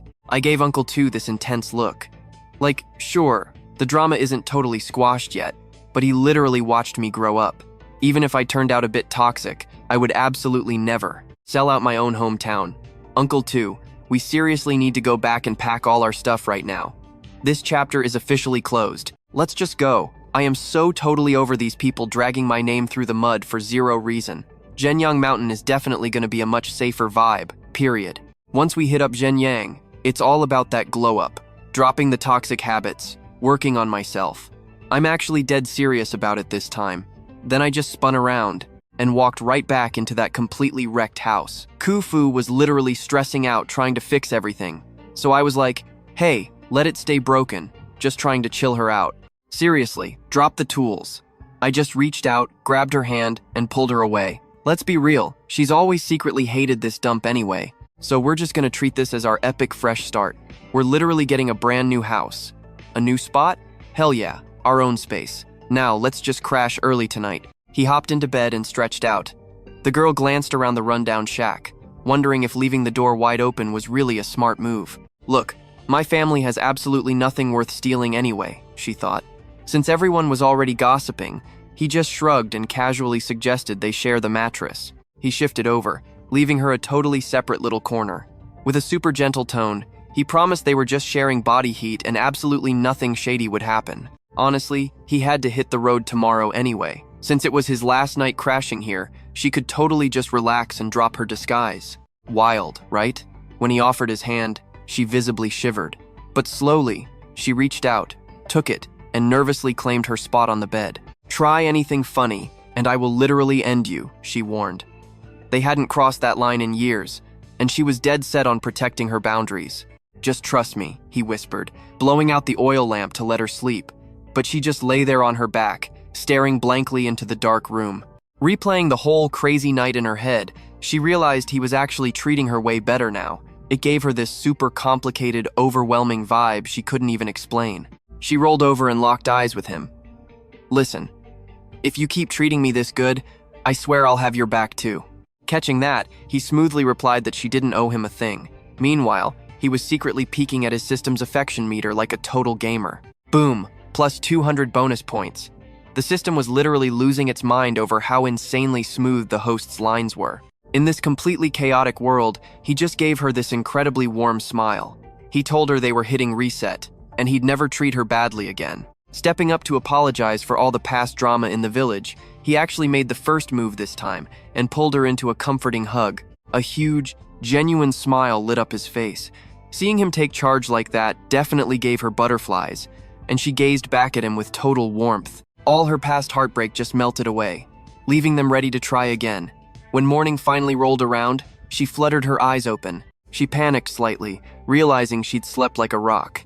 He just laughed it off, teasing that sharing body heat definitely did the trick, and smoothly greeted her. "Pack your stuff first or we'll be late," he said, promising to help her in a bit. When she asked why he was rushing out, he quickly dropped an excuse. He needed to scout out Yang Mountain first and grab some snacks for the road trip. She nodded in understanding as he affectionately ruffled her hair. "Just wait up for me," he said softly.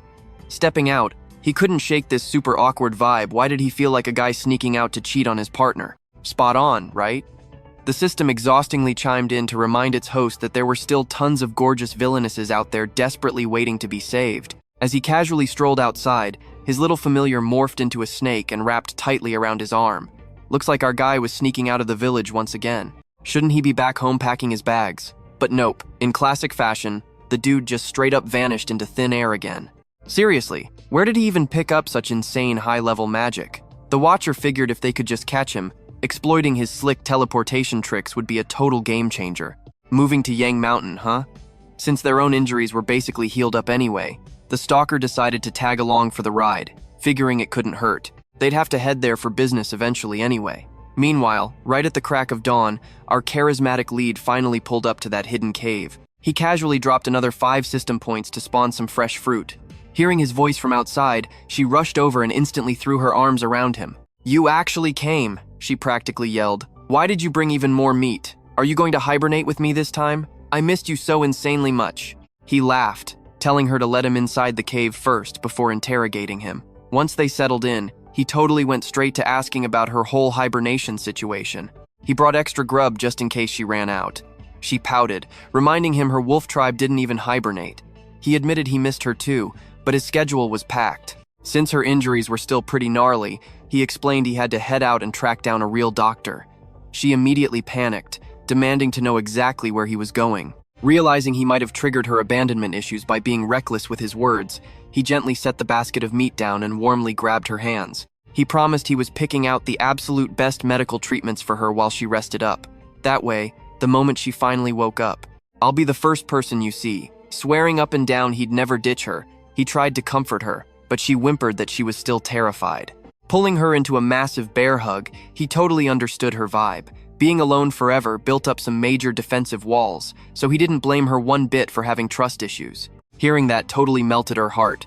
The system immediately pinged, showing a massive spike in her affection stats, begging the host to keep sweet-talking her. Her affection meter was practically glowing off the charts right now. Capitalizing on the moment, he kept going, reminding her that he was still just a regular guy. But to actually help her break out of that messed-up dark clan curse, he needed to grind and level up his power so she could finally live a peaceful life. He just wanted to be the guy who was always there when she needed him. "We've got this wild spiritual bond now," he whispered. "Can you feel it?" He promised he'd instantly teleport to her side anytime she felt down. Looking back, she realized he really had shown up every single time she was feeling depressed. You really weren't capping, she whispered. The system was basically throwing a party as her affection skyrocketed, popping up a flashy notification for its awesome host. Plus 80 points. But the system warned him not to get too cocky. This badass villainess was still dealing with some hardcore anxiety and serious trust issues deep down. That pink affection meter could drop into the gray zone instantly. Going full charismatic mode, he tenderly placed his hand on her forehead to ground her, though internally, he was having a totally deep main character moment. He hyped himself up as the ultimate hero, grinding out these insane missions to save the world's balance and keep himself alive. Begging her not to overthink things, he watched as she nervously shifted to her side. So, like, right before you take off, she murmured. Could we maybe recreate what happened last time? Catching on to what she was asking, a sudden bright blush completely took over his face. This girl in front of me was insanely hot, like, who could even resist that? No one. Anyway, when he showed up, he just scooped her right up. I'm always spacing out, dreaming about impossible stuff. Anyway, it was super late when my uncle finally got back home. Hey, welcome back, I yelled, almost done packing. Bring back extra fish next time, yeah? He walked over, giving her a quick head pat. Just looking at her messy hair from working so hard was cute.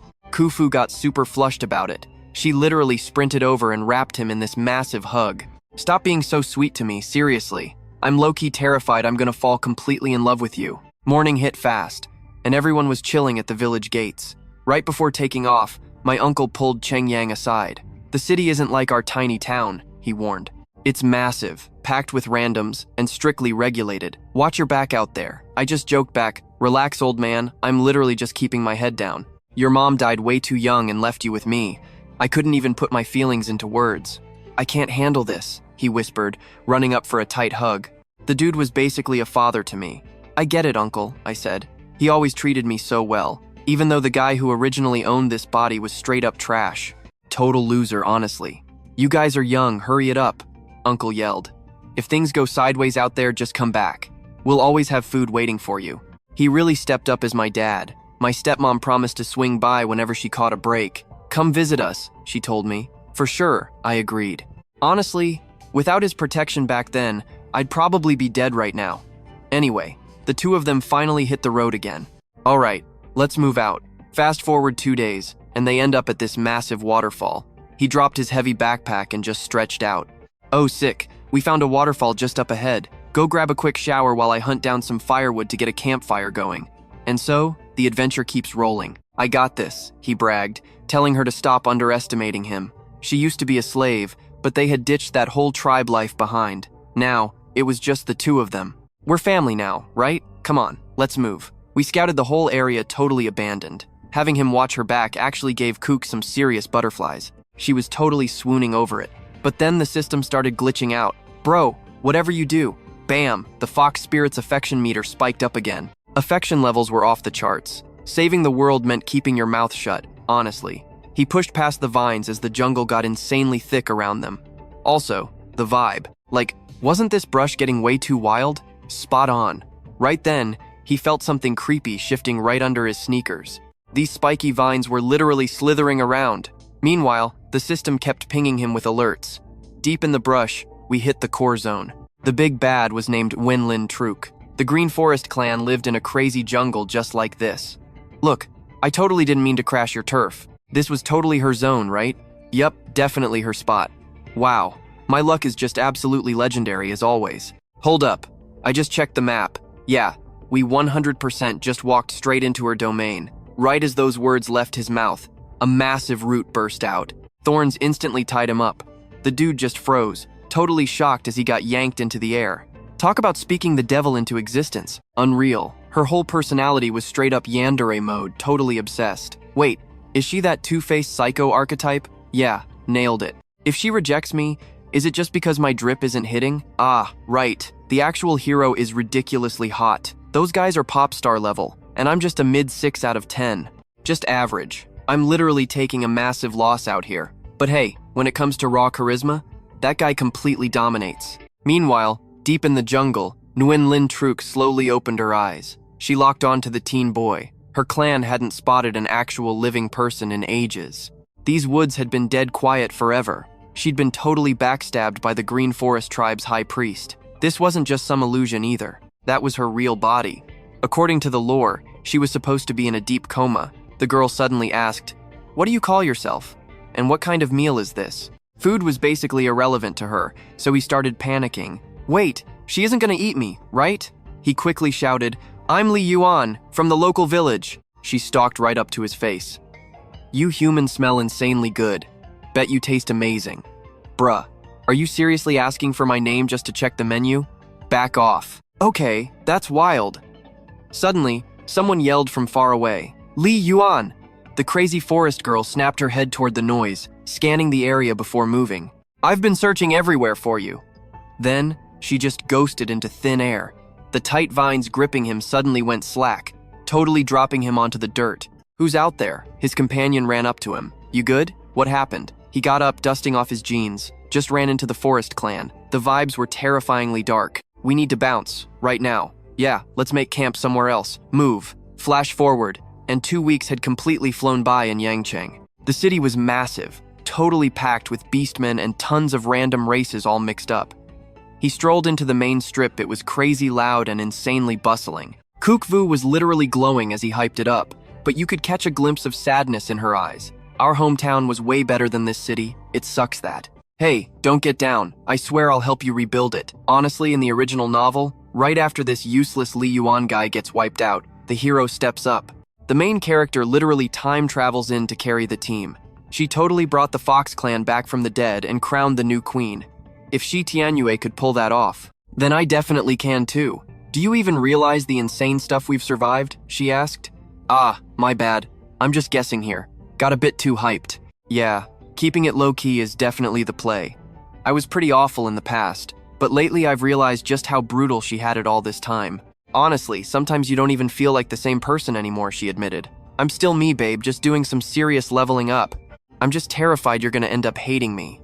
All those years, her crew got totally wrecked by that loser Li. She was bullied hard, but her instincts stayed razor sharp. But this time, she actually flashed a legit happy smile. "Even so, I just want you to stay exactly like this," she said. "Please don't change on me again."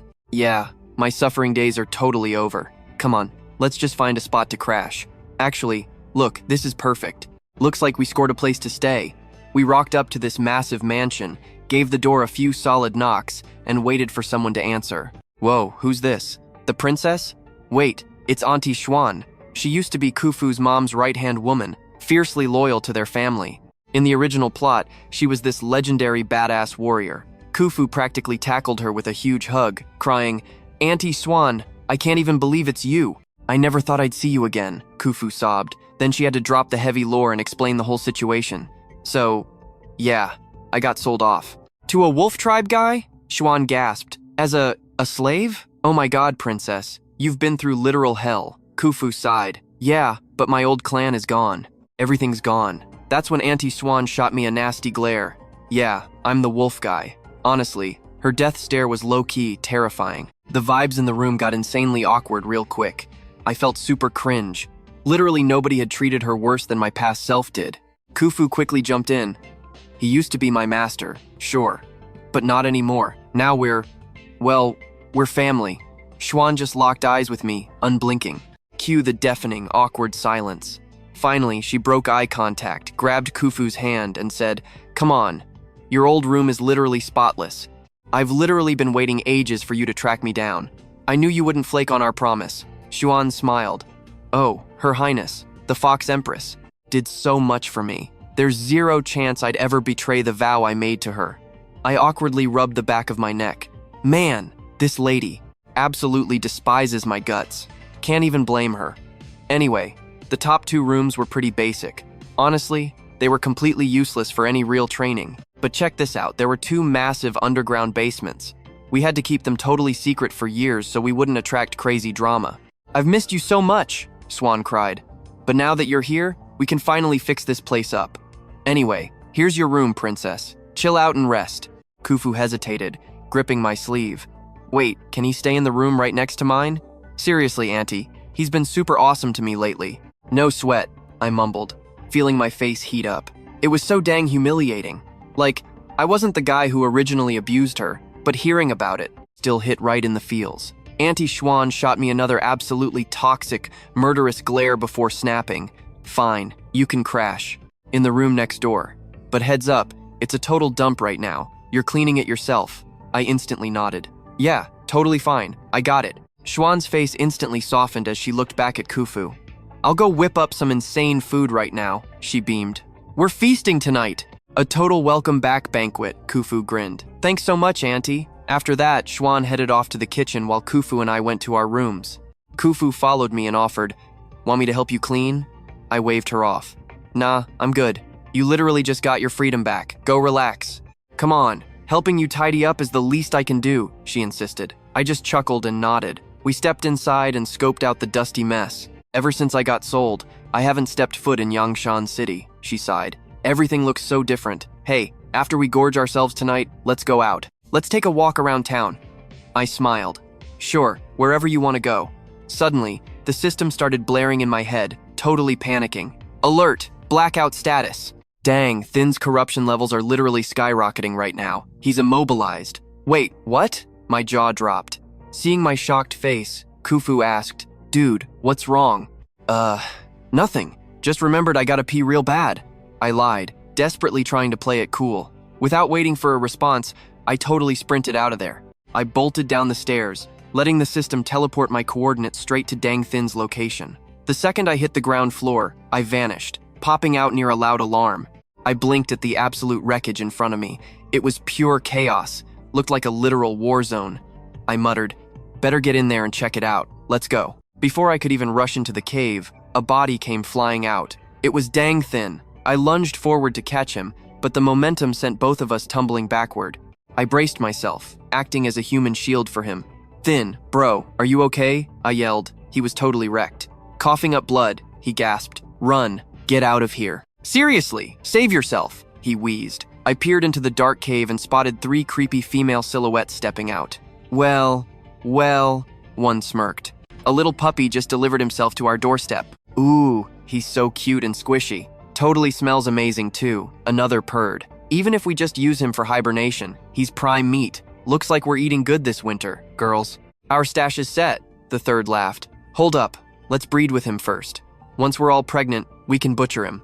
Though honestly, just one guy might not be enough meat. You're dead meat, Thin panicked, grabbing my shirt. Bro, leave me here and just sprint. You literally can't beat these psycho chicks. They're gonna eat you alive, he screamed.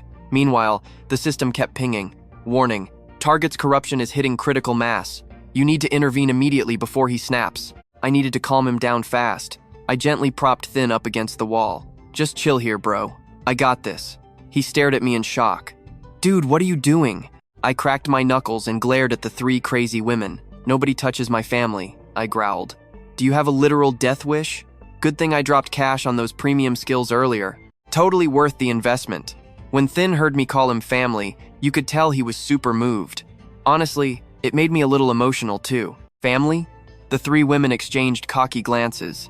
They gave me this totally predatory smirk before simultaneously powering up their abilities and rushing me. I activated my one-punch god skill, cost me 50 village points. But hey, newbies gotta survive somehow. My fist practically glowed with insane power as the first chick leaped at me. Come here, little puppy, she mocked. But the second my fist connected, she was literally sent flying backward. Who's the puppy now, huh? I yelled. The other 2 women froze, their eyes going super wide. My glare turned absolutely lethal. Yeah, I hit like a literal truck. That's just how it is. You're totally bluffing, one of them shrieked. Oh, shut up. You're literally giving me a migraine, I snapped. I'm not playing games with you freaks. Back off. I charged up my hands again and threw 2 lightning-fast right hooks, launching both of those psycho girls into the wall. I glanced down at my glowing fists, totally amazed. Under the flickering light, his expression hardened. You're playing stupid games, he scoffed. I don't care if she's a girl. Nobody messes with my family. They totally brought this upon themselves. You honestly think it's cool for the strong to crush the weak? Well, peace out. Hope your next respawn is better. Boom. 3 dudes were instantly wiped off the map. Dusting off his hands, he checked the recon spot, scooped her up, and headed straight back to our main hideout. Sweet, the system chimed, signaling a massive spike in relationship points. This move alone scored him a solid 3.5 out of 5 in the popularity charts. The interface crunched the numbers. Huge win, man. You just bagged 200 points. He ducked inside the cave, securing the drop traps before finally settling down. Reaching into his stash, he whipped out some meds to patch up her bleeding. He carefully soaked a cotton swab in rubbing alcohol, keeping his touch super gentle.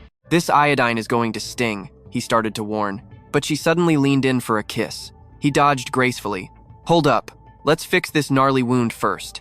Your kidney is literally torn, he reminded her. She tugged at his shirt, whispering that she could not wait anymore. Stop, he commanded, dropping all the playful vibes.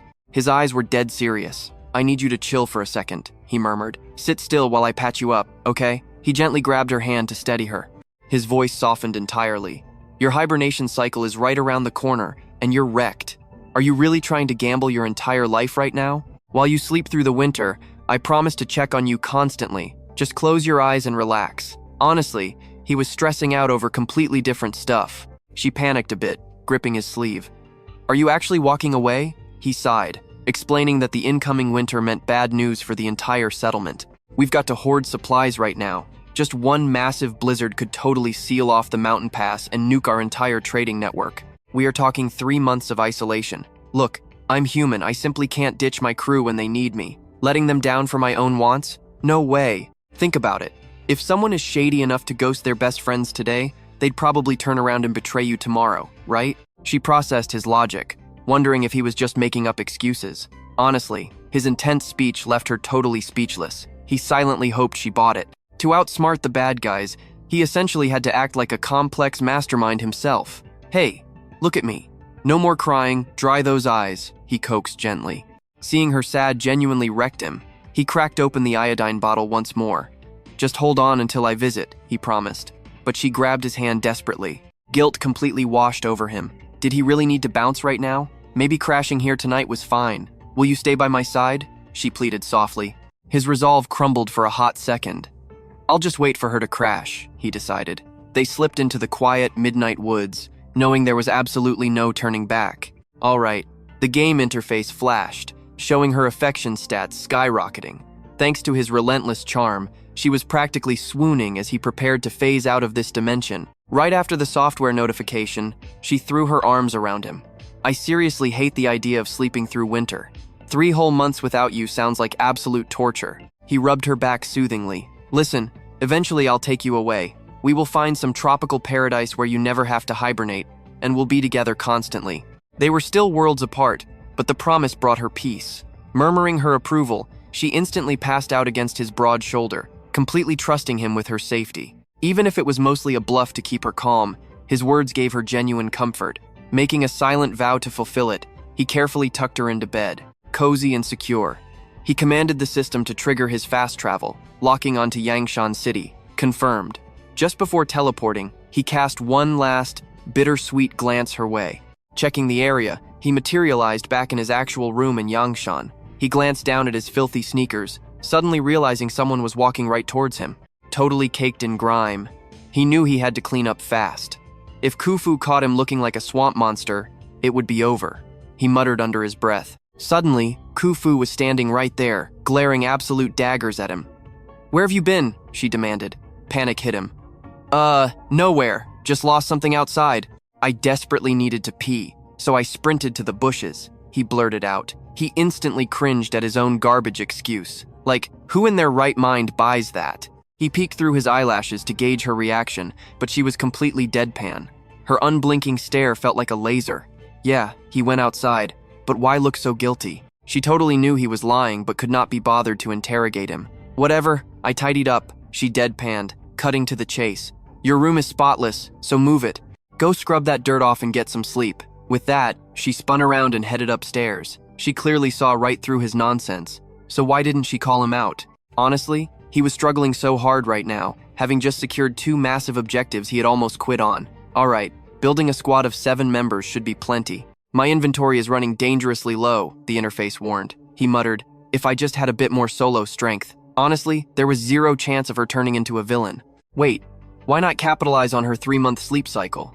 He resolved to hyper-focus on maxing out their storyline progress. It's basically the peak of this side quest anyway.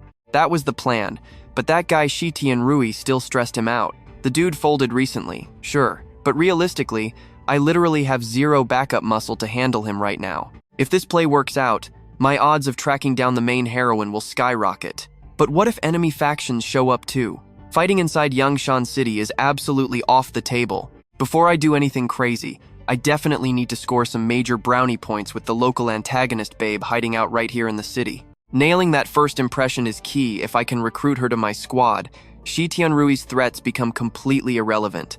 Though honestly, my previous trash talk was kind of unhinged. The grind never stops. Life is all about that hustle. We're young, we don't get to complain about being exhausted. Besides, if you aren't grinding like a beast, you're basically slacking. Spouting that motivational nonsense, he flopped face first onto his mattress. Lately, the constant stress was totally frying him. He felt so drained, he could literally feel an acne breakout coming. He needed to chill out, fast. Swiping open the virtual shop, he desperately searched for some refreshing buff items. Seriously? Nothing good? Just some random barbecue and warm cola. His jaw dropped when he spotted the actual beverage options. Are you kidding me? A single point for that cursed snakegrass water? At least there was decent soy milk and rice. That gnarly snakegrass drink was cheap for a reason. Have I completely lost my mind? System, your reward drops are insanely weird right now. You absolutely ruined my vibe. Gotta love these system points. This player setup is honestly clutch. I can grab top-tier energy drinks and literally crush any goal I set my mind to.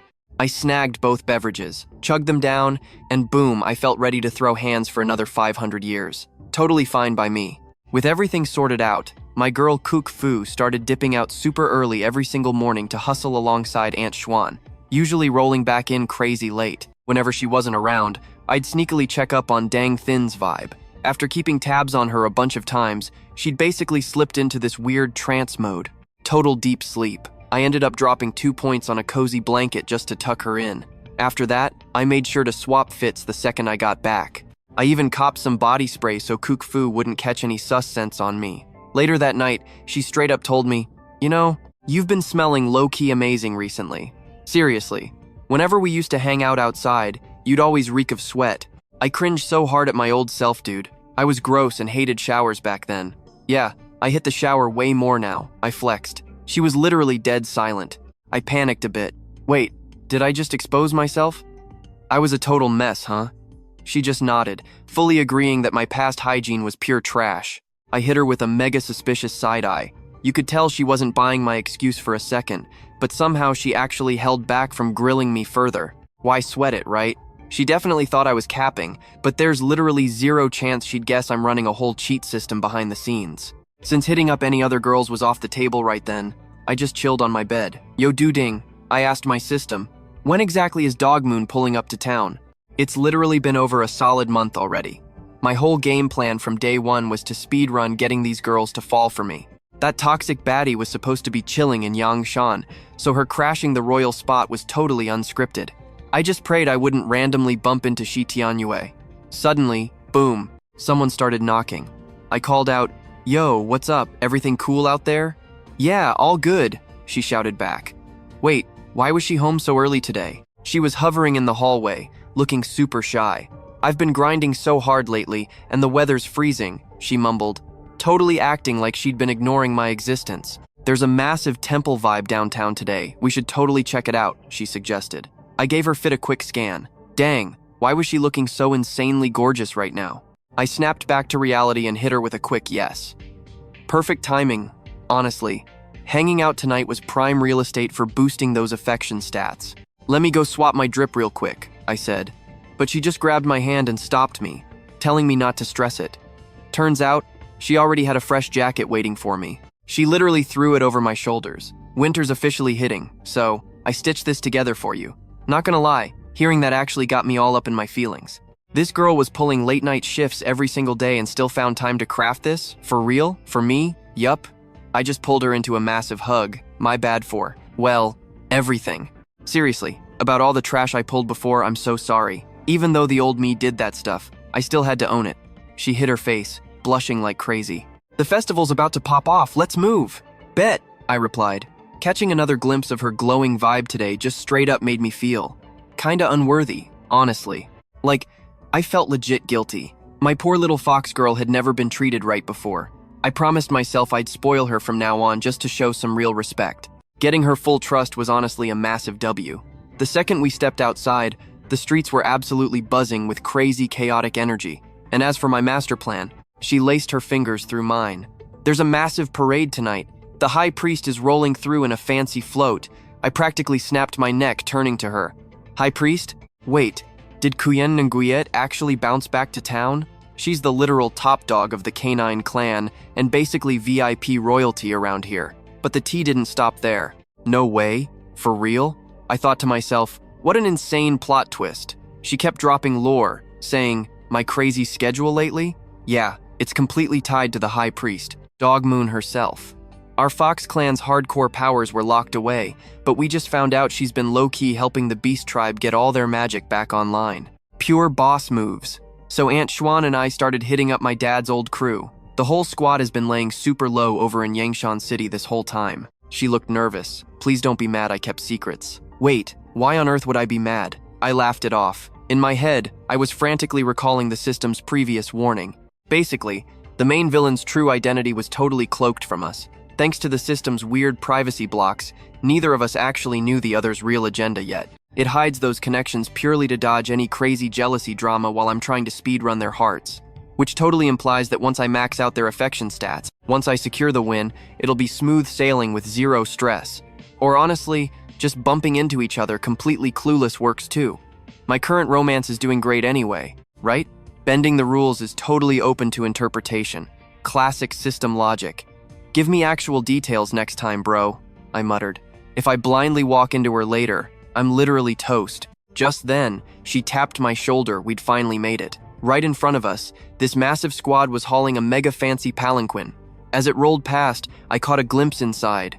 It was the elite canine girl. Yup, definitely the brand new main villain. Not gonna lie, I was digging her vibe. She had this weirdly approachable yet totally savage aesthetic. Except for the part where she literally despises dudes. I already knew Kuyen Nguyen was a certified man-hater, so charming my way into her good graces was gonna be brutal. But honestly, the harder the challenge, the more hyped I get. So, Kufu and I just focused on enjoying our date night. We're demolishing all the street food tonight, I declared. Hitting up all the cool roadside stalls and seeing her light up with the biggest smile was basically a massive win. Later on, we just chilled out and watched the epic fireworks show. They were absolutely blasting across the midnight sky. Once the whole festival wrapped up and the crowd started dipping, we headed back. Strolling down the street, she looked at me. Tonight was, honestly, the best night ever. I'm so happy. I glanced over at her, totally melting at her super sweet, genuine smile. Catching her vibe, I couldn't help but grin right back. Heck yeah, it was. Let's head home, I said softly. Okay, ping! The system chimed in to casually inform me that my girl's affection stats had officially leveled up to 4 stars. Wait, 4.5, plus a sweet reward of 150 points hitting my account. But when we got back, Aunt Xuan caught Kufu instantly firing up the stove to boil water. Aunt Xuan was low-key fuming. Like, she's a literal royal princess, now she shouldn't be grinding in the kitchen or prepping some guy's bathwater. And worst of all, she was doing it all for me. Honestly, we're just way too used to this vibe. You know what I mean? Like, if King Ho hadn't totally backstabbed me, she'd still be living that fancy princess life. For real. To those hidden village locals, all that deep knowledge was basically useless trash to her. Nobody else would even get it anyway. Aunt Spring, the water's good to go, so I'll let you handle the rest. I got this, Auntie. Go grab some sleep. Something massive was going down in 2 days, and Aunt Xuan was completely running the show. Turning straight to Kufu, I needed the absolute truth. Spill it. Are you crushing on that werewolf guy? And what if I am? What's the appeal anyway? Originally, I was basically just bought to play a role before she ended up actually marrying him. Honestly, even with her being miles away from her hometown, she still feels like family to me. Anyway, I'm totally on his side. Catching that look on my face, Aunt Xuan instantly caught the vibe. She totally got it, and she tagged along too. Growing up totally levels up your ability to read people. If you want to survive out here, your intuition has to be insanely sharp. Hearing all that deep advice actually made her blush hard. Oh right, I totally remember now. Let's just crash. Afterward, Kufu chilled by the fire, looking super confused and deep in his thoughts, though they completely had his back. His older brother hit him with, "Why does this room smell absolutely amazing?" There was this super subtle fragrance floating around, but it felt totally different than usual. Probably just soap. Nope, definitely pheromones. According to the system's whole lore, Beastmen totally give off this crazy strong scent right around their mating season. Like, she's practically an adult now. Wait, is he seriously only 16? Then it randomly hit me. Oh crap, she's only 2 days out from it. Wait, he's 17 now. A 17-year-old beastman is literally considered a full-grown adult by their rules. How did you forget? Is that seriously it? The system chimed in. It finally clicked. No wonder she was acting so incredibly weird today. Everything felt super off. And honestly, I kinda wanted to vibe with her, but she was just acting super shy. Those pheromones were crazy intense. Their very first heat cycle usually drags on for an entire week. Basically, most female beastmen hit this phase exactly when they turn 17. They normally have partners who totally step in to help them chill out during those intense cycles. The phase was wrapping up, and the system basically told the host to read up because all of this was legit. Spot on. You seriously still have the energy to suck up to me? Are you playing me right now? Like, even if I actually wanted to help out before she bails, that whole situation is just, like, can she even handle that? If this whole thing totally backfires, it's just gonna push her to the dark side. The system is hardcore rushing us now. So what's the game plan? We literally need to brainstorm a solution right now. Catching him jumping up, he whipped around and snapped. What exactly are you staring at? Hurry up and wash up, he urged. Inside, his mind was racing. Ever since that festival, his emotions were a total wreck, heart pounding out of control like crazy. He felt this weird, magnetic urge to act. Stepping closer, she mumbled, "Hey, there's something I gotta confess. But let's talk after you get out of the shower." "Cool. The water is going to freeze if you wait," he warned, worried she would catch a chill. Then it hit him. She turned 17 in exactly 2 days. "My birthday? Really?" she murmured. It had been years since anyone cared. Did he forget the biological clock ticking? She was clueless about how their beast-kin nature actually worked. Hitting 17 meant her first real awakening was dropping. The ultimate crush phase? It suddenly clicked in her brain. Wow, so that explained the crazy tension between them. Blushing hardcore, she realized her aura was shifting, giving off that undeniable magnetic vibe. To any guy around, it was basically pure, lethal temptation. She definitely got the hint, right? Exactly. Honestly, he had been pretty awful to her before. What was going through her head right now? No way was he about to pressure her into anything. Taking advantage of her while her wild instincts were acting up? Not his style. He needed to clear the air and lay everything out on the table right this second. If they crossed that line during her fever pitch, she would instinctively try to claim him as her own. It was raw, primal nature taking over. The system chimed in. "Are you listening?" "Yes." Her gaze was completely flooded with heavy, unspoken feelings. Was she holding back? Exhaling softly, she closed the gap and boldly wrapped her arms around his neck. Without a second thought, she stole his breath with her very first kiss. Letting go of his restraint, he pulled her in and kissed her right back with total desperation. Catching their breath, they finally pulled apart. He tripped over his words. "Look, I came from serious money, and technically, I literally bought you to be my bride." She just froze, totally processing the shock. "Stop looking at me like that. I am dying of embarrassment here," she whispered. Staring back, his mind went blank. His chest felt like a literal drum solo, heart hammering against his ribs. Honestly, he had never been this captivated, just getting totally lost, staring at a girl before. Nobody had ever held his attention like this. Leaning in, he captured her lips for round 2. Wait a second. Wasn't he only supposed to be here for her hidden powers? Wasn't she supposed to be the ultimate bad guy? Why was he getting so wrapped up in this? Was he just falling for his own target? Then, reality slapped him hard. A sudden wave of panic made him gently push her back. "No way. Wait. Why are you stopping?" she questioned, looking hurt. "My head is just completely spun around tonight." Refusing to back down, she stepped right up to him. "You know I used to absolutely loathe you, right?" she challenged softly. "Yeah, I know that, but you completely flipped the script. Between all the mind games, the tests, and the drama, I am just so lost right now. I need the truth. Can you give it to me? Are you actually playing me, or is this real?" she demanded. He choked on his words, flashing back to every genuine moment they shared and how fiercely loyal she had been. The system alarm buzzed inside his skull. Warning, target emotional state critical. Host, choose your next words very carefully. He swallowed hard, panicking internally. Was he faking it? Maybe at first, when she was just a target he needed to manipulate. But somewhere along the line, the game blurred, and now he was completely falling for her too. Honestly, seeing her smile totally makes my entire day. But watching her get sad literally breaks my heart. and I'm low-key starting to lose my mind over her. I literally can't even tell if they're actually on duty right now or just pretending. Figuring out what's real in this exact moment is basically impossible. Are you actually catching feelings? She was completely clueless. He stepped out, slowly backed up, and straight up started popping open every single button until his shirt hit the floor. I am definitely not just giving myself up to some random person. It's literally only you that I want. Then, out of nowhere, they actually made the very first move. Pinning him right into the tub, she closed the gap. In response, he wrapped his arms around her, pulling her in tight by the waist. Clapping echoes bubbled up underwater. Boom, her affection meter just hit 5 stars. Huge congrats. Host, you totally nailed this conquest. You literally bagged the side character Villainess. Reward, 1,000 system points and a level 2 upgrade. The shop is stacked with new drops now. Meanwhile, chilling by the gates of Duongsun City, Thach Thien Due was just walking when he suddenly caught a super weird vibe. My chest is literally burning up. His system went crazy with alerts and red flags, screaming that the supporting Villainess got completely wiped. Warning, wait, seriously? Did someone already steal my target? What the heck are we supposed to do now? Host, you gotta snag a Villainess immediately. Snatch those 3,000 starting points first. Since I'm a level 6 system, I scored you a reverse card item. Let's teleport over and totally reset that Villainess's dark energy points. Thach Thien Due snapped. Lock onto Kuyen Nuyet in Yangshan City right now. I have to riz her up immediately. Let's track her coordinates. Understood. Back with our guy, he just casually pulled the blankets up, still chilling right next to Cook. He couldn't stop staring at her. When she finally woke up and caught him, she got super flushed. You've been up a while, huh? Nope. She sat up quickly.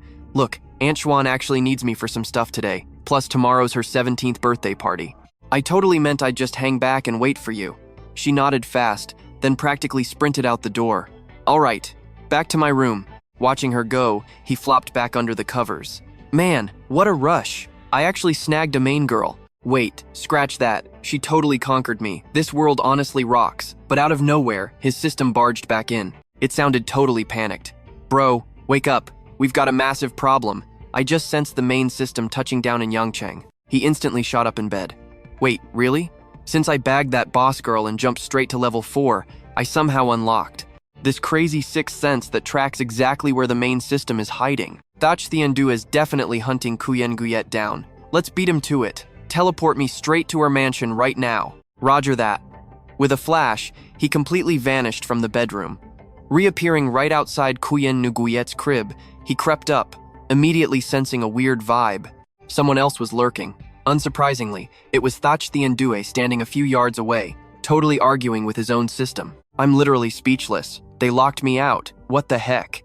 Seriously, system, this girl's anti-man barrier is insanely annoying. If any dude tries getting close, it ends in total disaster. Hiding out in the alley, our guy spied on Shi Tianyu freaking out. The dude was just pacing around, violently kicking rocks. Like, why do all the other isekai heroes get such an incredibly easy ride? It's so unfair. Why is my RNG absolute trash? His system chimed in. Chill, boss. Let's brainstorm. She definitely has hidden scars, right? If I just slide her some magical scar cream, wouldn't that instantly win her over?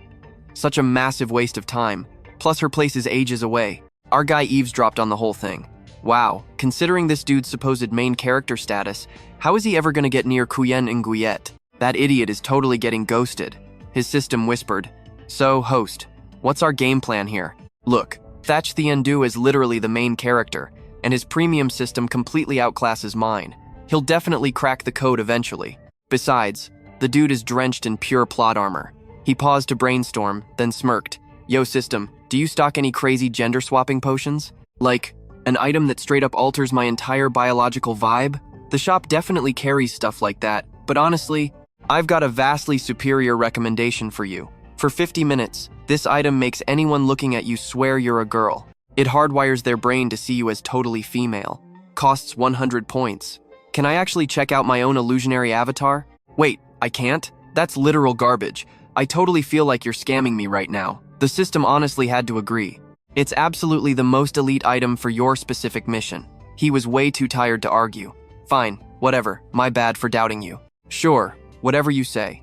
The only real downside is that insanely short time limit. But whatever, he smashed the buy button anyway. Right before activating it, he paused.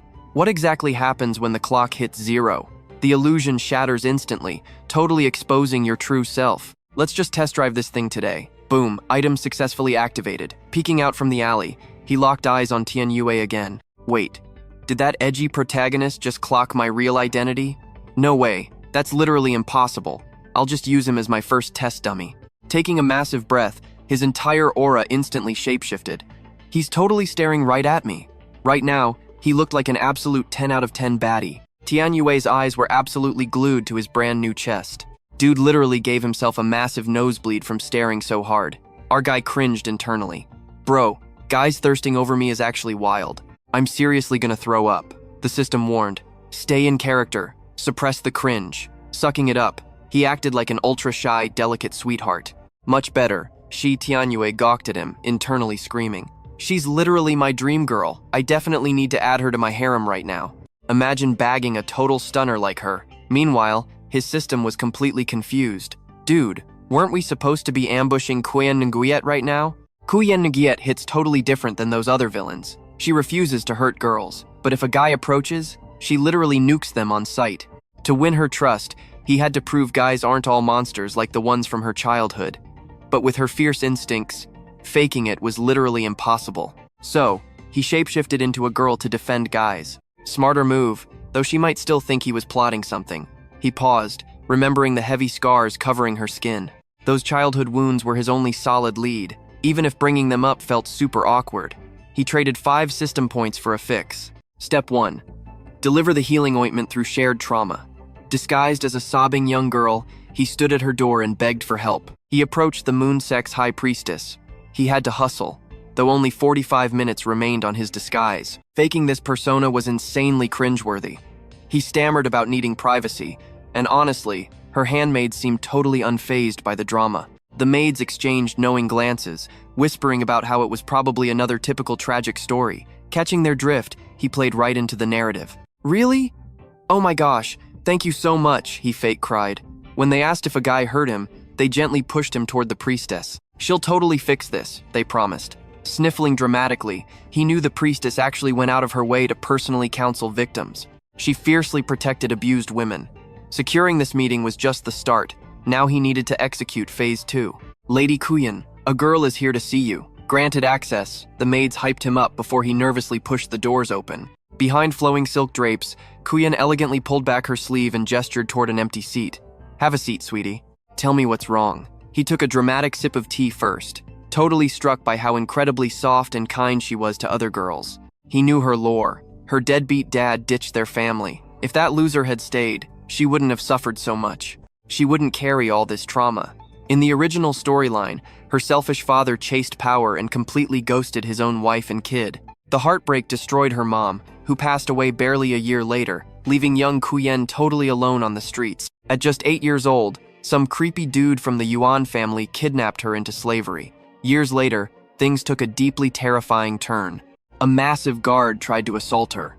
She fought like crazy, barely escaping with her life before the former head priestess finally rescued her. Taken in as a royal disciple, she clawed her way to the top. He desperately wanted to show this poor girl that good people actually existed. With only 35 minutes left on the clock, Kuyan looked at his teary-eyed disguise and immediately softened. Her voice was insanely soothing. You don't have to talk right now. Just drink your tea and catch your breath. It's okay. He spun a wild lie about being a distant relative, seeking refuge, totally catching the priestess off guard with his fake backstory. Turning on the waterworks, he fake trembled and sobbed out a perfectly rehearsed script about trying to join his brother's merchant business. I wanted to work, he cried. But my family locked me down just because I'm a girl. My dad flat out banned me from leaving the house. Worse, he's forcing me to marry some creepy dude 20 years older. Hearing this, Kuyan slammed her hand on the table, absolutely livid. Selling off your own daughter for profit? Disgusting, she snapped. Listen to me, you're safe now in Yangshan City. I won't let anyone control you. What kind of trash dad does that? She fumed. Go back and give them a piece of your mind. Set some hard boundaries. And if those jerks still try to trap you, come straight to me. I've got your back. Oh my gosh, you're literally a lifesaver, he sniffled, dropping the act slightly. Venting to you feels like a massive weight lifted off my chest. My brother actually made this magical scar-fading ointment. Please, you have to take it as a thank you. I seriously insist. Phase 2 was officially complete. Drop the magical skincare product. If she actually used it, pulling off Phase 3 in a few days would be a breeze. The results would speak for themselves. Without another word, he bolted out the door before his disguise glitched, leaving Kuyen staring after him. She glanced down at the little bottle of healing cream left sitting quietly on her table. Strolling away, the system chimed in his head. Hey, think she'll actually use that ointment? He smirked. Depends on how much she hates her own scars. She usually trashed any basic medical stuff she found, so this was definitely a gamble. Suddenly, an urgent system alert completely derailed his thoughts. He immediately sprinted off and ducked behind a massive oak tree, trusting the AI's warning. What was going on? The scanner detected the villainess, Kufu, creeping nearby. She was supposed to be hunting the priestess for a deal. What a crazy coincidence. Stay absolutely completely hidden, he told himself. Just then, two shadowy figures strolled right past his hiding spot, deep in conversation. He stayed perfectly still in his blind spot. Meanwhile, a super stealthy Li Yuan was watching the whole exchange from a distance, muttering quietly, talking to himself about dodging girls, huh? Seriously, how many shady secrets was this Li Yuan guy hiding? A guy with baggage. Now this was getting juicy. Back at the lounge pavilion, a server tipped off Kufu that Auntie Xuan was waiting outside while the VIP left. Lady Kuyen invites you in, the guards announced, smoothly escorting both of the newcomers straight into the High Priestess's private chamber. Bowing deeply, the guest started. High Priestess, I'm Kufu. I seriously need your magical expertise to break a curse locked inside me. Kuyen eyed her carefully. A Fox Clan elite from the Ku family? Kufu laughed bitterly. Hardly a princess anymore. My clan fell apart ages ago. So you're looking to bring the Ho clan back to life, huh? Basically, this is all about avenging your parents and your people, right? She dropped to her knees in a heartbeat. Avenging my bloodline is my absolute sole purpose for breathing, she declared. High Priest, I'm begging you. Look, breaking that kind of seal isn't a quick fix, and trust me, it hurts like crazy. I'm not saying you should just drop your grudge, but you seriously need to think this through. She wasn't having it, though. I don't care what it takes, she insisted, completely desperate to get her power back. All right, give me a few days, I told her. I'll send word. Thank you so much, she said before heading home. Once alone, I hit up my system. Yo, Bean Slice, how do I sneak out completely undetected? I've got to deal with the other villainesses, but won't Kufu totally bust me if I leave? Sure, teleporting back and forth using coordinates works, but it's risky as hell, the system replied. I do have a gadget, but it's insanely pricey. Plus, it takes literal months to restock, or it just glitches out. Seriously, how did I even isekai into this mess? Am I supposed to buy a premium subscription here? How much? I asked. 100 points a month gets you a stand-in dummy. It perfectly copies your facial expressions and routine habits to answer basic questions. Honestly, top-tier villain tech right there. It's foolproof for quick cover-ups, but if they start digging deep, yeah, I'm absolutely toast. Gotta play it super safe. Let's take it for a 1-month test drive, I decided, purchasing the dummy. Boom, 100 points gone. Anyway, time for dinner. Post-dinner, I faked being super tired and dipped to my room to test this body double's acting chops. You heading out, boss? The system asked. Yeah, I gotta check if Kuyen Nguyen is actually using that scar ointment. Our whole Phase 3 plan literally depends on it. Plus, I have to keep tabs on Thach Thien Due. The dude is already making his moves behind the scenes. He's the main character, so he'll figure things out quickly if I slack. The system was genuinely blown away by my big brain strategies. Cut to the evening. Kufu basically tackled me with a massive hug. The Dog Moon clan actually agreed to a truce.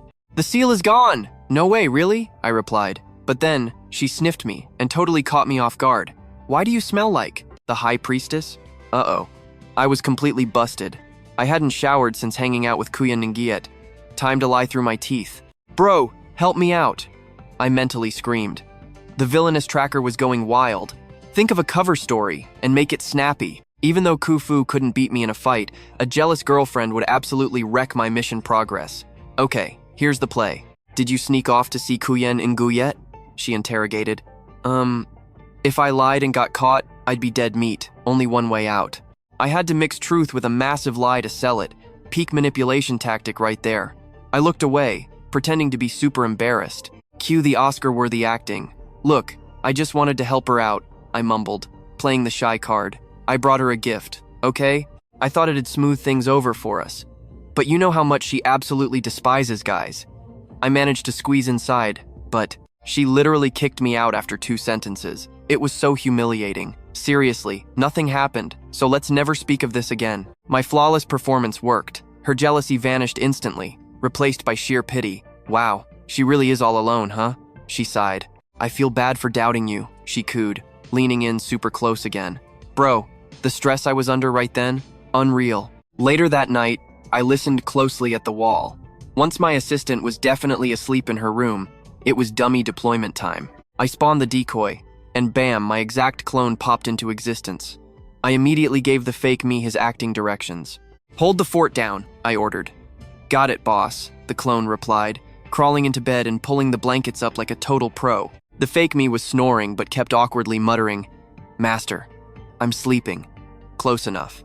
Feeling confident, I whispered, All right, let's roll. Meanwhile, over at the Dog Moon estate, Kuyen Nuyet was slipping into her private outdoor hot spring, slowly dropping her robes. With her clothes off, the brutal scars across her skin were totally exposed. She glared at her reflection in the water, jaw clenched tight. So filthy, she muttered, violently scrubbing her skin. It was like she was desperately trying to wash away the marks on her body. Disgusting. Where those vile creeps touched me. It's sickening. She was literally shaking from the intense, buried trauma tearing her up inside. Watching from my hiding spot, I honestly felt super bad for her. Suddenly, the system's danger alarm started blaring in my head. Warning, Kuyen Nguyet's villainy gauge is spiking, the bot announced. She was definitely reliving some seriously messed up flashbacks from her past. Thank God she hadn't been completely ruined back then, but the memory of slaughtering those creeps was still eating her alive. Just as she finally leaned back to relax, a massive splash exploded from the sky. Something had totally belly-flopped into her bath. Dude, what just dropped into the water? I panicked to the system. Looking closer, I realized it was the main protagonist, Thach Thien Due. What on earth was he doing here? He popped his head out of the steaming water, instantly realizing he'd messed up astronomically. His busted teleport gadget had literally dropped him straight into her tub.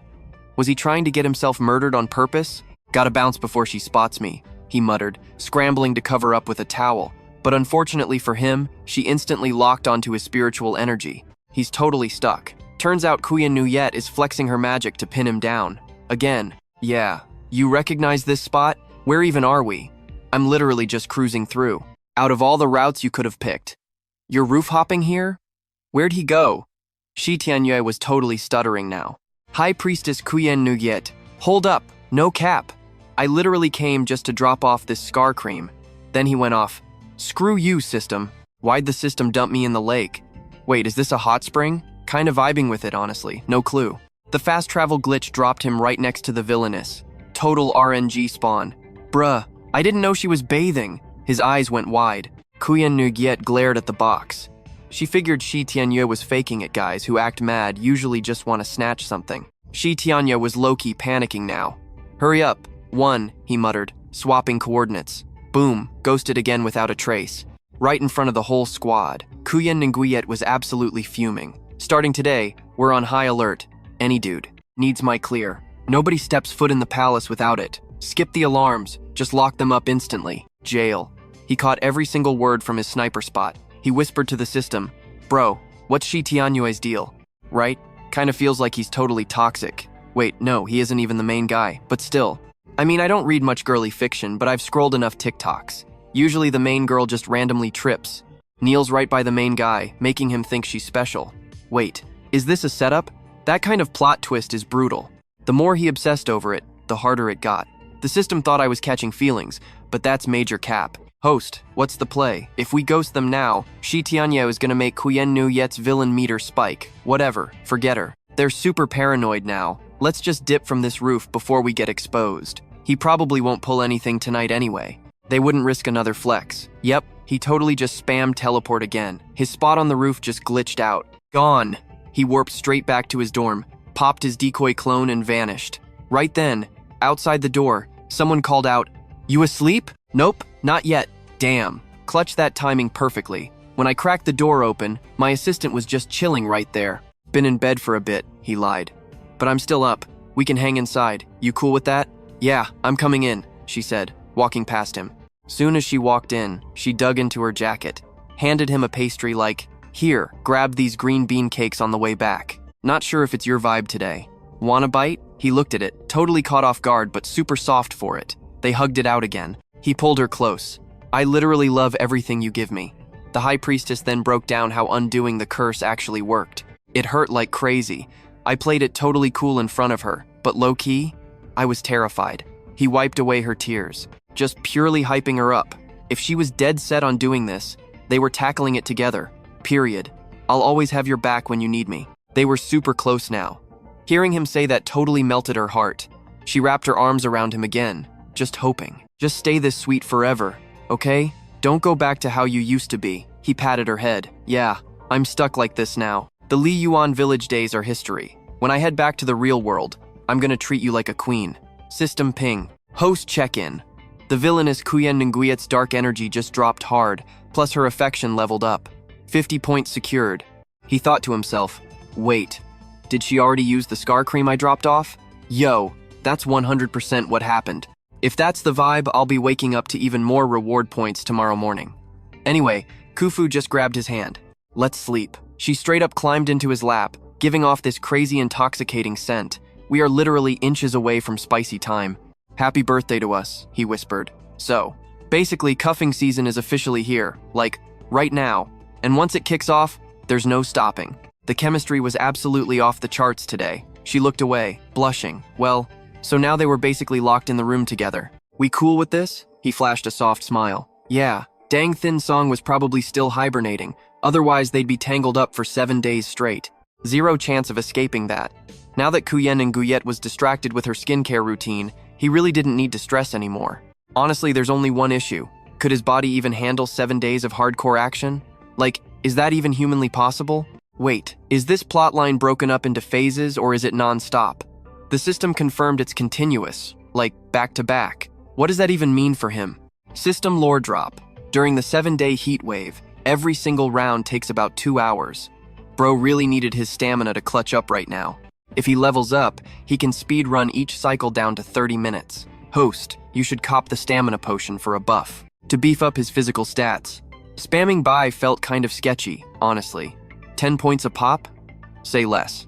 Just auto-buy it whenever the buff fades. Done deal. He cashed in his points and copped it instantly. Potion spawned right in his hands. He popped the top on that stamina booster immediately. Bro literally chugged the whole thing in one go. Cue the boss music, the main event was starting, and he was totally geared up for this clash. My guy instantly felt that crazy energy spike. The buff from that potion was unreal. Super effective. We're locked in. He checked his reflection, completely drenched in sweat. He named her Kufu. Her face flushed completely red, giving off this wildly intoxicating scent. Outside, the snow was dumping down heavy. It was finally time to make a move. Just catching a whiff of that sweet aroma drove him crazy. It seriously smelled absolute heaven. Whispering softly, she murmured, "Tonight, I'm totally all yours." She pulled him into a super deep, proactive hug. Sitting up straight, he gently started slipping the shirt right off her shoulders. If I go way too hard, is she gonna end up hating me? Meanwhile, the camera perfectly pans over to Kuyen Nguyet's place. Back in her room, she dabbed on a tiny bit of that exact scar cream he gave her. Smoothing it over her marks, Kuyen Nguyet figured, honestly, whatever. Even if it completely flops, it's a decent enough placebo. After rubbing the ointment in, she just crashed for the night. Cut to the very next morning. Kuyen Nguyet practically sprinted to the mirror to check herself out. Her jaw literally dropped, the nasty scars had genuinely faded so much. No freaking way. Is this stuff actually magic? Why is it working so insanely well? Where even is that guy? Right at that exact second, he groggily blinked awake. Ding, Kuyen Nguyet's affection level just bumped up 0.5 points. Huge win for the account holder. Cuddling Kufu, he smirked. Guess I was worried for nothing. Her marks definitely vanished, right? That points boost totally proves she tested it out last night and saw crazy results. She barely used any, but still. A killer first impression makes all the communication way smoother later on. Bet she's already launching a massive search party for me. Jumping right back to Kuyen Nguyet. Spot on, High Priest. We've literally scoured the entire city, her guards reported, but that mystery girl is completely MIA. Where did she even go yesterday? Did she seriously skip town already? Maybe she isn't actually a local around here? Is that even possible? So she secretly sneaked off to chase that sea-song dude? Such a bold girl, kinda love her vibe. Dig deeper, but if it's a total bust, just drop it. Don't sweat the tiny details. But suddenly, she snapped her fingers to call them right back. "Wait up," she said, pointing straight at his tiny bottle. "Take this straight to the underground market and see if literally anyone sells this specific scar cream." Order given, he went back to just chilling, totally sprawled out on the chair. Chatting up Aunt Xuan, he totally already knew the whole drill. The Dog Moon squad was out in full force, aggressively hunting down clues about his location. They're literally everywhere. "When do we make our move, boss?" the system asked. "We wait till she's super desperate for the meds, then we cash in big time. Aren't you worried she might just give up the search?" No shot. Those gnarly sword scars are way too humiliating for her to ever ignore. Exactly. Now that she's tasted the magic results, there is zero chance she's dropping this obsession. Her intense image has always stayed ridiculously consistent. Total facts. I completely trust your big brain energy. Kufu wrapped up her little chat with Aunt Xuan and casually strolled right over to him. I already hashed it out with Auntie Xuan. Once all this crazy drama completely cools off, we're crashing the High Priest's place. Tai desperately needs that seal removed. This is gonna be super rough on you. He confidently thumped his chest, totally hyped up. I'm completely hers. She can literally use me however she wants. Just give the word. Seeing his dramatic face, she instantly blushed super hard. Stop spitting absolute nonsense. But you're honestly just so gorgeous. His smooth words turned her whole face into a literal tomato. You. Seeing her flustered mess, he just cracked up laughing, realizing he'd teased her way too hard. Let's be incredibly real though. My little fox girl is an absolute 10 out of 10, she murmured. Once our power levels are fully restored, we can finally team up properly. You're always so predictably cute, he teased. Right then, a totally random thought hit him. Oh right, in the original novel, once Kufu bounced back, she immediately hit up her parents' old elite crew and started hardcore plotting, rebuilding the entire Fox Clan empire. Fast forward 1 year, she's leading the old squad to absolutely crush the traitors. He slowly nodded. Got it. I'll totally back you up, he promised. Seriously, why do I sound like some deep, brooding philosopher? She surprisingly made the first move. Leaning in, she whispered, "You went super hard last night. Hey, I can take it." Cupping his cheeks, she dropped a sweet kiss right on his forehead. Thanks for literally everything. The camera abruptly cuts to the world outside the massive city walls. Golden hour hitting Yangshan Mountain. Hey boss, do you stock this specific scar cream, or know a guy who does? Nope, never seen that stuff in my entire life. Sorry kid. What about wandering medics? Our Thon Duong mountain zone definitely has some low-key herbalists around. Any shady gangs hoarding it? Yeah, maybe. Say less. We'll go snoop around for solid intel. After checking out 7 or 8 sketchy spots, we'll shoot up a signal flare if another squad gets a hit. I need results as soon as possible. Waiting on Tai is top tier important. I literally don't care what it costs. We have to track this down no matter what.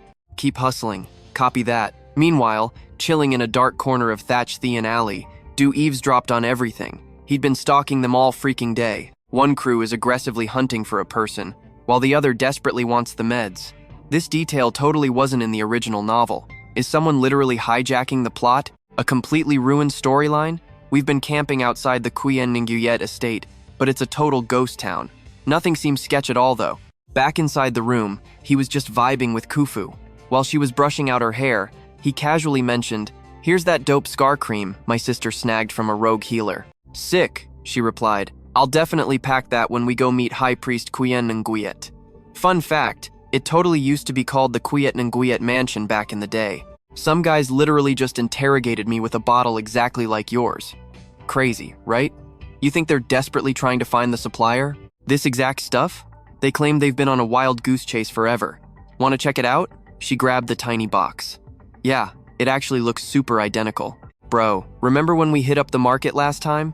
That elite priest totally walked right past us, and we definitely noticed she was rocking some gnarly old battle scars, so we figured she probably needed a solid fix. Plus, we're totally trying to score some major brownie points with her. Can't just trust random scrubs for an impression like that. You seriously can't pull up empty-handed. We're prepping the food right now. Grab this gift before you head out, okay? She jumped up and told him, we could totally. I got a dip for like 10 days. Maybe more. Might not slide back until next month. Seeing her stress, he stopped and grabbed her hand, totally ignoring the awkward vibes. We'd literally been waiting forever for her. Cut to the massive estate. The high priest and Kufu finally pulled up. Her assistant was chilling in the back with the crew. Dropping the present next to him, he glanced at the pup. Please take this, High Priestess, someone offered. Moon just waved it off. Oh, no need for the formal stuff. Honestly, it's not terrible. But seeing her dad looking all stressed out, yeah, it was super obvious these presents weren't exactly her vibe at all. For real, that vase looked exactly like the security guards. Let me check that out. What if Nguyen actually? Dude, she literally scored the exact item she needed. Holding it up, she handed the stash over to Moon again. The high priest also passed along another tiny present, which Moon instantly realized was something super familiar. Handing out the cure, she was like, "Where on earth did you score this stuff? My fam copped it straight from that underground street dock." Moon doubled down. Wait, seriously? Any chance I could snag that? Yeah, totally. It's literally meant for you. Kufu then just slapped the item down on the desk right in front of Moon. She popped the top off, took a quick whiff, and boom, confirmed. It was the exact same herbal stuff. Plus, there was a little bonus note about breaking the magical lock. I'm gonna need a few extra days to brainstorm, just so I can help take off some of her agonizing pressure. Also, make sure you interrogate them completely about this. Spill a little more tea your relative snagged this off the local street medic, right? Like, which exact underground boss? Yeah, absolutely. Then Moon clapped her hands together, channeling her crazy energy. The magic swirled around until it literally formed right into this clear, shiny little glass orb. This crimson crystal holds my raw magic, literally fueled by my own veins. Slap it on right now. It only cracks the first lock layer, but keep it on daily while I hunt for answers. Tracking down the real fix is going to be a massive game changer. The helper happily grabbed the crystal, giving the head priest a massive shout out of thanks. Cut to them rolling up to Kufu's bedroom, where my guy is just standing there staring hard at his digital HUD. The shop has decent loot, but the top tier stuff is. The perk costs over 100 points. Bro, I desperately need to rizz up this villain girl as soon as possible, secure her squad, and grab some fresh combat skills immediately. The screen popped up Moon's profile glowing with this tiny spark. Let's see. I can actually track exactly how much the bad girl is starting to vibe with me right now. Moon's affection stats literally skyrocketed. Keep grinding, player, the interface chimed. Only 4 hearts left to fill? Easy money, plus a sweet 100-point bonus. The interface showing Moon's profile just had this tiny, barely noticeable glow. But honestly, even catching those feelings early on could make things way more intense later. Catching good vibes, her trauma though. It's like this super heavy buried agony. The AI totally backed me up. Man, I really wonder if that scar is ever gonna fade. Is her villain meter ever gonna drop back to absolute 0? The lore straight up mentions that those physical marks are just one part of the crazy hurdles ahead. Losing my parents to sickness, dealing with those mental wounds. We gotta crush that trauma step by step. Still, this is a pretty solid kickoff for her healing arc. Whatever, the AI assistant totally locked in the deal and had his back. Alert. You're sitting at 1,657 points, bro. Still need 343 more to level the shop. Level 3 is where it's at. It unlocks crazy promo codes. You start with 10% off, and you can stack it 5 times to score a massive 50% discount. Yo, how much does one of those tickets run? 10 points a pop, the system replied. Yeah, that totally tracked with what he was expecting. Dropping a massive thumbs up for the clutch AI. You're the GOAT. Right at that second, somebody started banging on his door. Like, whoa, they're back already? Oh, you're back? He noticed Kufu absolutely glowing. Seeing her cracking up with pure joy, she literally sprinted back over to him. He was beyond hyped about it. Dude, that healing cream you handed over was a total game changer. Seriously, it's the exact same formula the Grand Master has been endlessly hunting for. Once they checked the vibe, they treated me like royalty. They even promised to find a sick new way to smash the lock. Plus, they tossed me this insane crimson crystal. On top of that, using this lets us manually bypass the very first security layer. Right after dropping that news, she completely caught him off guard by kissing his cheek. Just as a quick thank you, suddenly, this icon popped up right over her hair. A brand new heart icon loaded in. Bro, the light pink heart literally morphed into a solid, bright red one. Man, I haven't seen anything this wild in ages. 500-point player bonus acquired. The main interface updates were honestly still blowing his mind. Yo, what is even happening? Can fixing a bad girl seriously give me a rank up? Literally took under 5 minutes and my entire shop bumped up to level 3. Huge win, player! Alright then. He spun around, flashing a massive grin, and softly brushed his fingers across her face. Babe, you are honestly my absolute lucky charm, my everything. He leaned in and kissed her right back. She instantly turned tomato red, way more flustered than before. Anyway, a bit later, Kufu jumped back into her combat training. Holding the crimson rock, the pink pill merged with it, and the crystal actually started leaking. It melted into these glowing red streams that soaked straight into Kufu's skin. The bright scarlet glow slowly started to fade out and eventually stopped. He checked in, asking how the whole process was making her feel right now. "Yo, how's it holding up?" As Kufu opened her eyes, the magic hit hard. The second it activated, a crazy chest pain spiked. She gasped and instantly dropped to the floor. The whole squad started screaming in panic. "Auntie, what the heck is happening?" "I think I'm okay. It's probably just the wild backlash from snapping the magical lock. Since our systems haven't held this much insane energy in forever, handling the sudden power surge is physically impossible, so I just crashed for a sec." Grabbing a towel, he gently dabbed the sweat off her face. She took a super quick breather before jumping right back into it. "We really wanted to full send and crack the next tier. Let's go hard." Stating that, she whipped out a second crimson crystal. The magical rock dissolved right back into her aura as she zoned deep into her training trance. But after grinding her energy for a bit, she paused again. "Dude, what's wrong now? Aren't we getting any buffs?" She noticed it happening again. Her energy was totally draining away. It randomly stopped working completely. Should we hit up the head priest for help? Nah, wait. Honestly, they still needed more time to prep the ultimate fix for me anyway. My bad. I definitely didn't mean to stress her out. I just rushed things instead of forcing it, following the Crimson Bloodstone's wild instructions. So what is the game plan here? We gotta spend 3 whole days getting her blood flowing right before we can even give it another shot. For the next 3 days, absolutely 0 interruptions while they eat and hydrate. The older bro totally got the memo. He was like, "Go for it. I'll hold down the fort. Oh, also, yeah, I am honestly terrified the high priest is gonna show up begging for meds. If you catch wind of that roaming doctor anywhere, definitely swap him in. I will completely pass that along to her. Just leave the heavy lifting to me and go do your thing. The nurses have your back. So chill." Honestly, there is always drama popping off. Seeing her freak out, he just pulled her into a massive hug. "Look, she wasn't the problem here. It was all on me. I would do literally anything for her, no questions asked. Thanks though." Cut to the cave scene. Back at Kuyan Ningyet's massive estate, the staff are still busy rubbing in that special lotion he hooked her up with. They were working on her scars while she just kept her eyes shut, totally vibing with the sensation. A few minutes later, literally every single mark on her body was treated. "Pop the lid back on when you are done."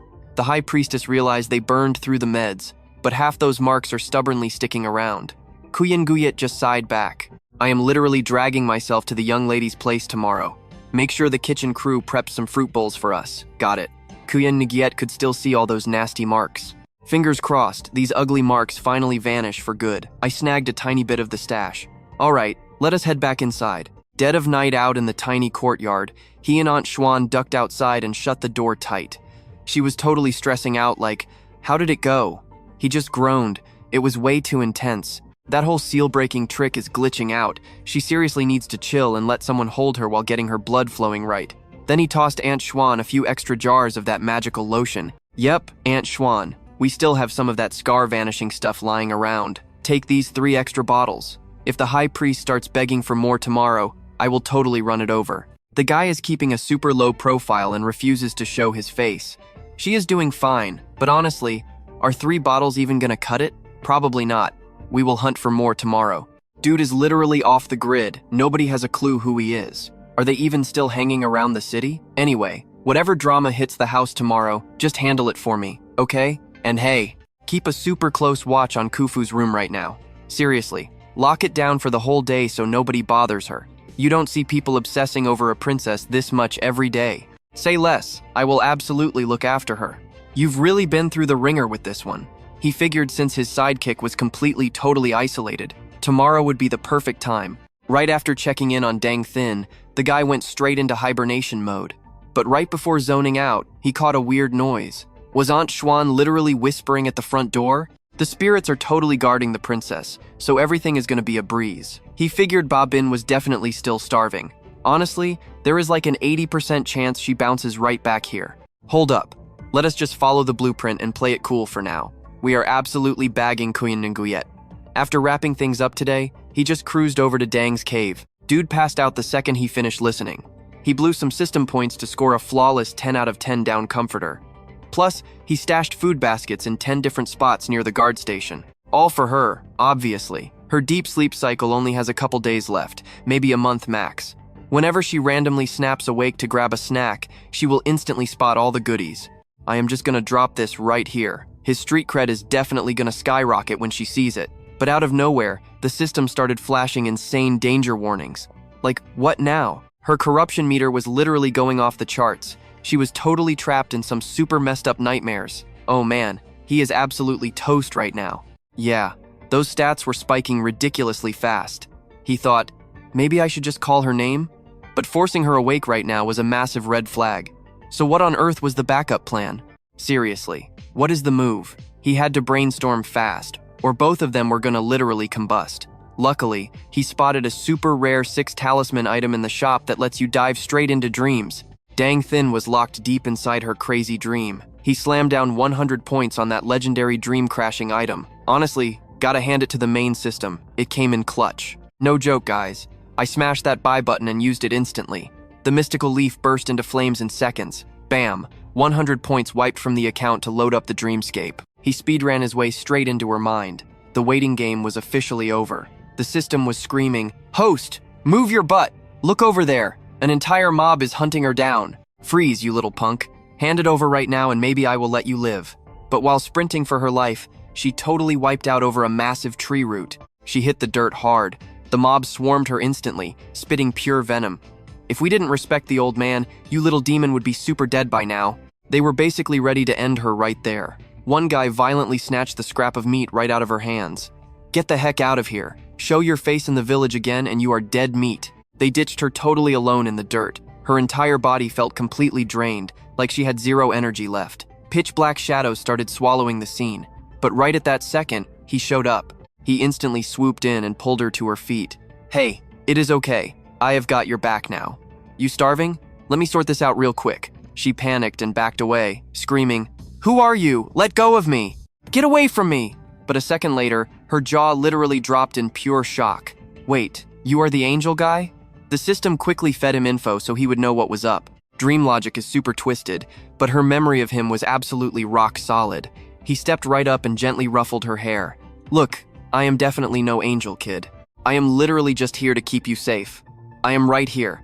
Nobody is ever gonna mess with you again. I promise." He held his hand out to her, and she totally reached back. She boldly grabbed onto his hand without second-guessing it. Without hesitating, he blew another 200 points to spawn a temporary safe zone. He told her, "Think of this as your personal fortress.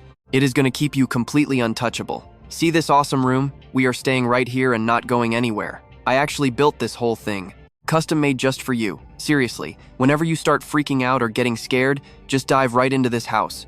Let these walls keep all the bad vibes out." She took one look and practically tackled him into a massive hug. "Promise you won't ditch me here?" He smiled like, "No way. The second you need me, I will spawn right back. Right by your side." The system practically collapsed in relief. Her dark corruption meter was finally chilling out and dropping. But out of nowhere, she whispered, "Hey, wait a sec. When I am all grown up, we are totally getting married and having kids, right?" The system was screaming at him to just say yes. He awkwardly nodded. "Yeah, sure, once you are older." "Bro, making a promise in the dream world literally tattoos it onto her soul," the system warned. The second she wakes up from this deep sleep, she is gonna be super obsessed with making that happen. "Dude, why didn't you warn me sooner? Was that intentional?" Once everything was perfectly set up and the room looked untouched, he slipped right back out of his hiding spot, just surviving day by day in this literal nightmare.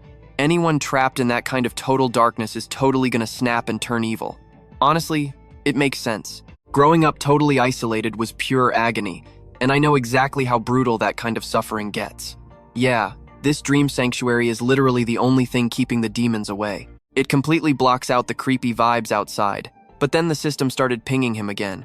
"Oh crap, you've gotta be kidding." Her villain stats were spiking again. The evil meter was shooting up, which totally freaked him out. Like, bro, didn't we just fix this? How is she already back to her villain era? I'm so lost. I can totally tell she's slipping back into the dark side. How do we dive deeper to fix this mess? Seriously, what's the game plan here? Only one option. We're going back into the dream.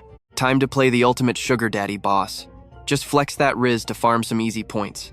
He spun right back around, pulled up to the house and knocked on her door. "Hey, it's me," he called out. But the seriously toxic energy pouring from inside was absolutely terrifying. Even he got super spooked, his body literally trembling on pure instinct. Trying to dodge those bad vibes, Thach Thien Due snapped, "Are you playing me right now?" He just looked at her and said, "I'll stay forever if you actually want me here." "But you literally ghosted me for 10 whole years," she cried out. She had completely glowed up since then, looking way older and significantly more powerful. A few seconds later, tears were literally splashing onto his face. She was totally breaking down, crying her eyes out. "You're such a liar, a total fake," she sobbed as he stepped closer. He gently wiped her cheek and whispered, "I swear I didn't play you. This whole place is just an illusion. A single second in the real world translates to an entire decade inside this mindscape. Whether it's 10 years or a century, she's trapped in an endless nightmare. Crap. If she keeps spiraling into this massive depression, there's a huge chance neither of them will ever wake up." He pulled himself up and wrapped his arms tight around her. Looking super confused, she mumbled, "Wait, this is all fake? You're actually not messing with my head?" "If I was playing games, I definitely wouldn't have risked coming back to find you," he told her. She absorbed his words as he continued, "Seriously, if you want me to stick around, you have to break this curse and wake up with me." They locked eyes for a super intense second, and then she basically threw herself at him, holding on for dear life. "The only way I'll believe a single word you say is if we have a baby together," she demanded. "My mom always told me that true love means being willing to start a family." He paused to process that crazy request. Hooking up in a dreamscape wouldn't actually get anyone pregnant anyway, and saying no right now would totally trigger a massive disaster. Rejecting her would just push her back into full villain mode. "I'm yours forever," he promised, fully committing to the bit. "Whatever you want to do, I'm totally down for it." Her eyes lit up with pure obsession, giving off total crazy ex vibes. But his sweet talk clearly worked perfectly. She was completely swept off her feet and smashed her lips right onto his.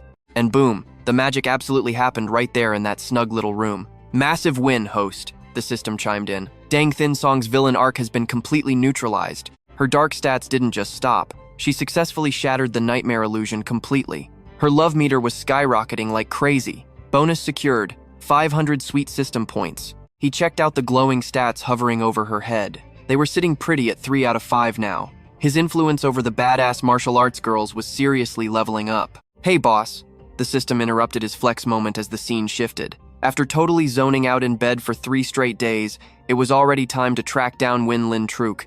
Talk about zero chill. Alright, so we're dealing with another insanely overpowered female antagonist? Step 1.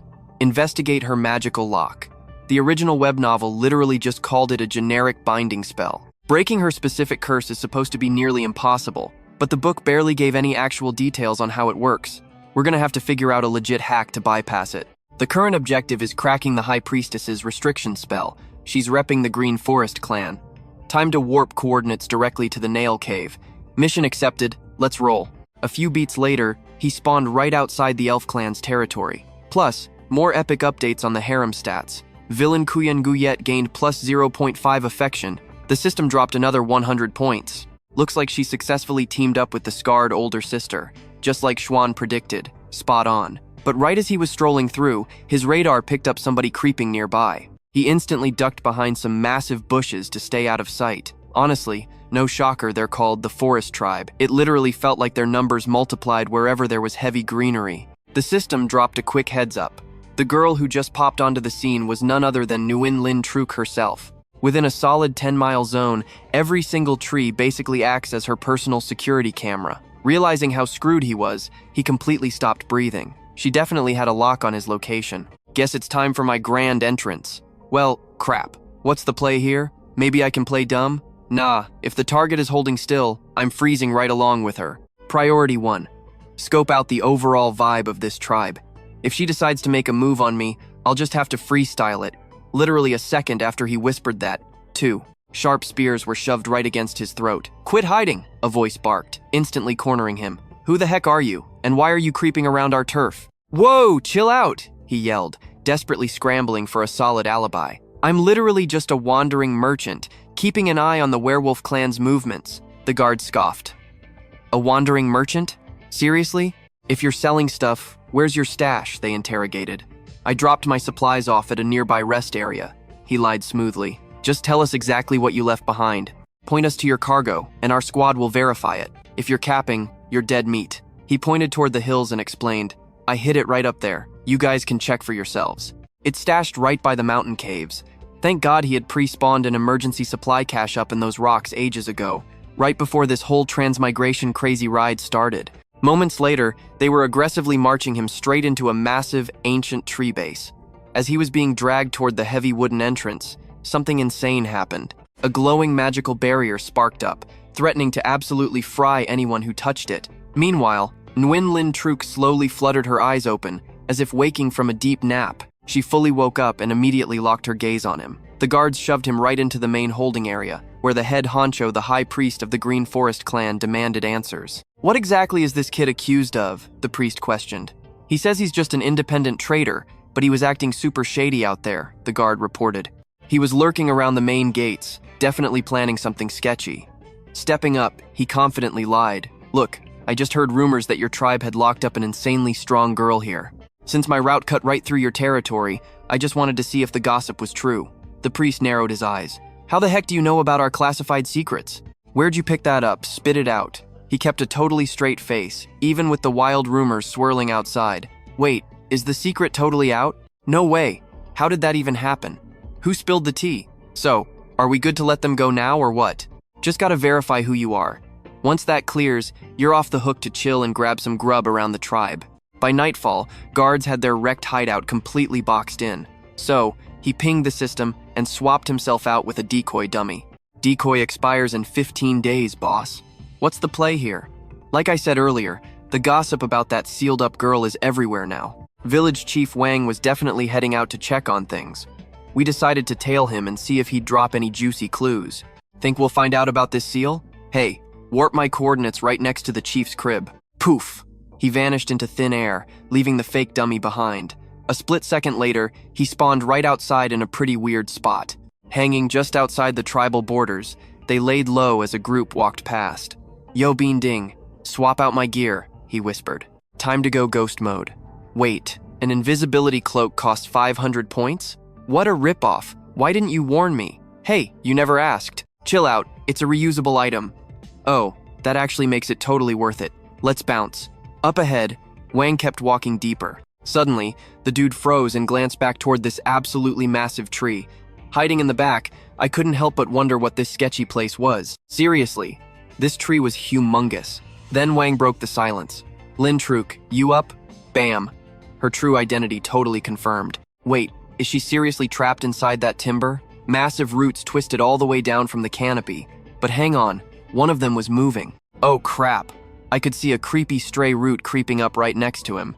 It slowly slithered straight up his pant leg, super awkward. Yeah, you heard that right, straight up the trousers. Good thing he was totally cloaked up, but somehow she still managed to spot him. I'm just standing there like, what is this crazy girl up to? Seriously? I can't even make a peep right now or I'm totally busted. Bro, she's totally been tracking us since the forest, the system chimed in. Yeah, no kidding. Definitely didn't see this trap coming. Suddenly, that rogue vine wrapped right around his family jewels. Dude, low blow, he groaned. She's actually trying to end me here. Right then, Truc slid down from the branches. What's with the weird energy? Wang asked, checking the magic lock before she totally interrupted him. Relax, your little lock is barely holding up, she scoffed. Wang just stood there sweating, realizing how totally sketchy this zone was. That tech is super forbidden. Barely anyone in the camp even messes with it. If this huge secret gets out, there's gonna be massive drama.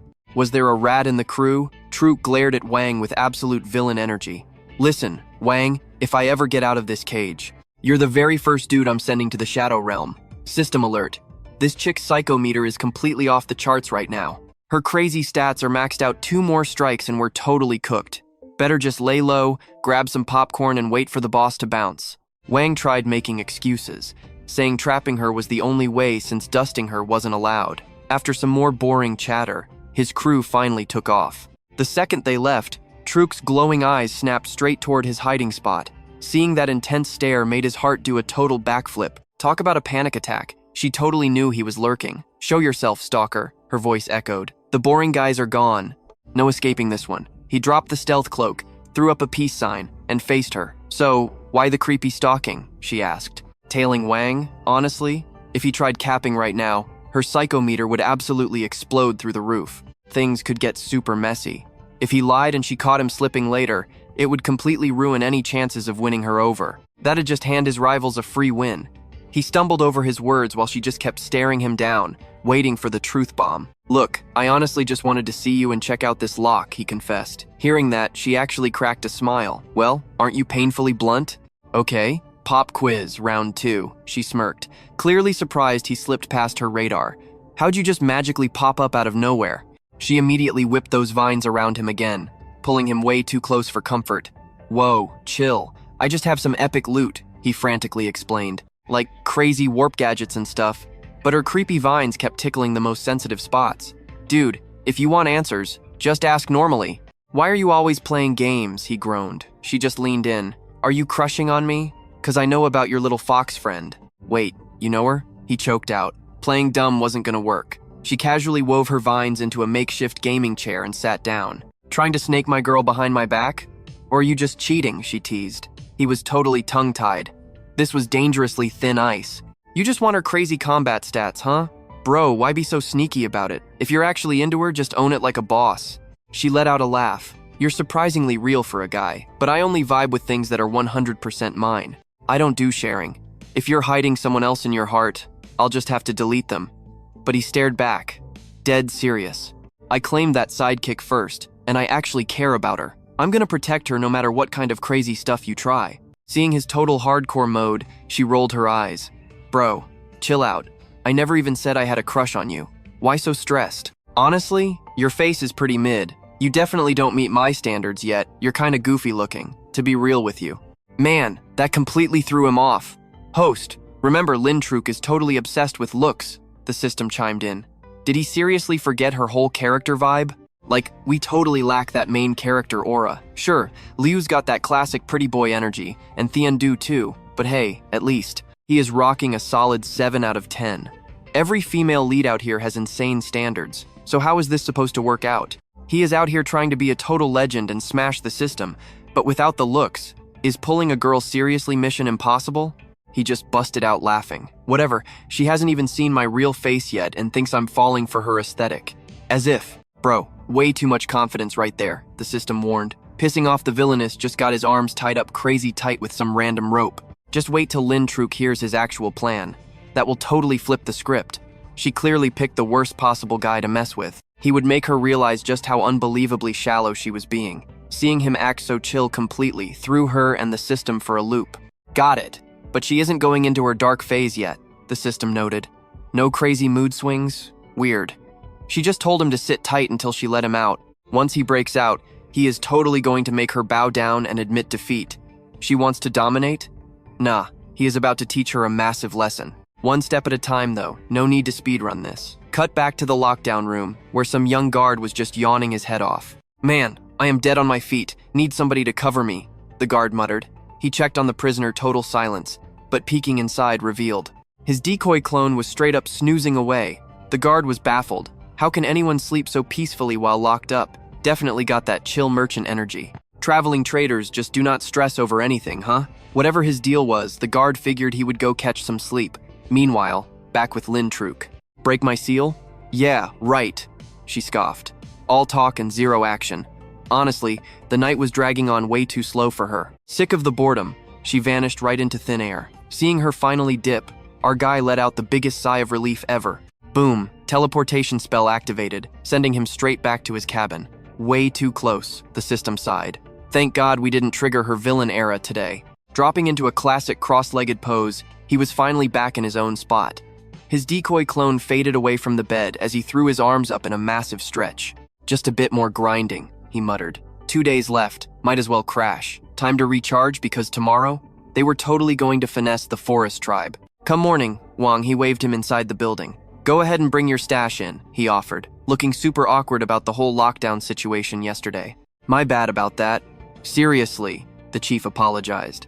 "No sweat," our guy replied smoothly. "Honestly, I probably gave off major sketch vibes at first anyway. All good, I am going to head out now." But right as he turned, Wang, he jumped out of his chair. "Hold up a sec. Need something else, Chief? Is the gossip actually leaking outside?" He casually dropped. "I mean, I heard some wild rumors while traveling. You might want to send someone to check the city. Fair enough.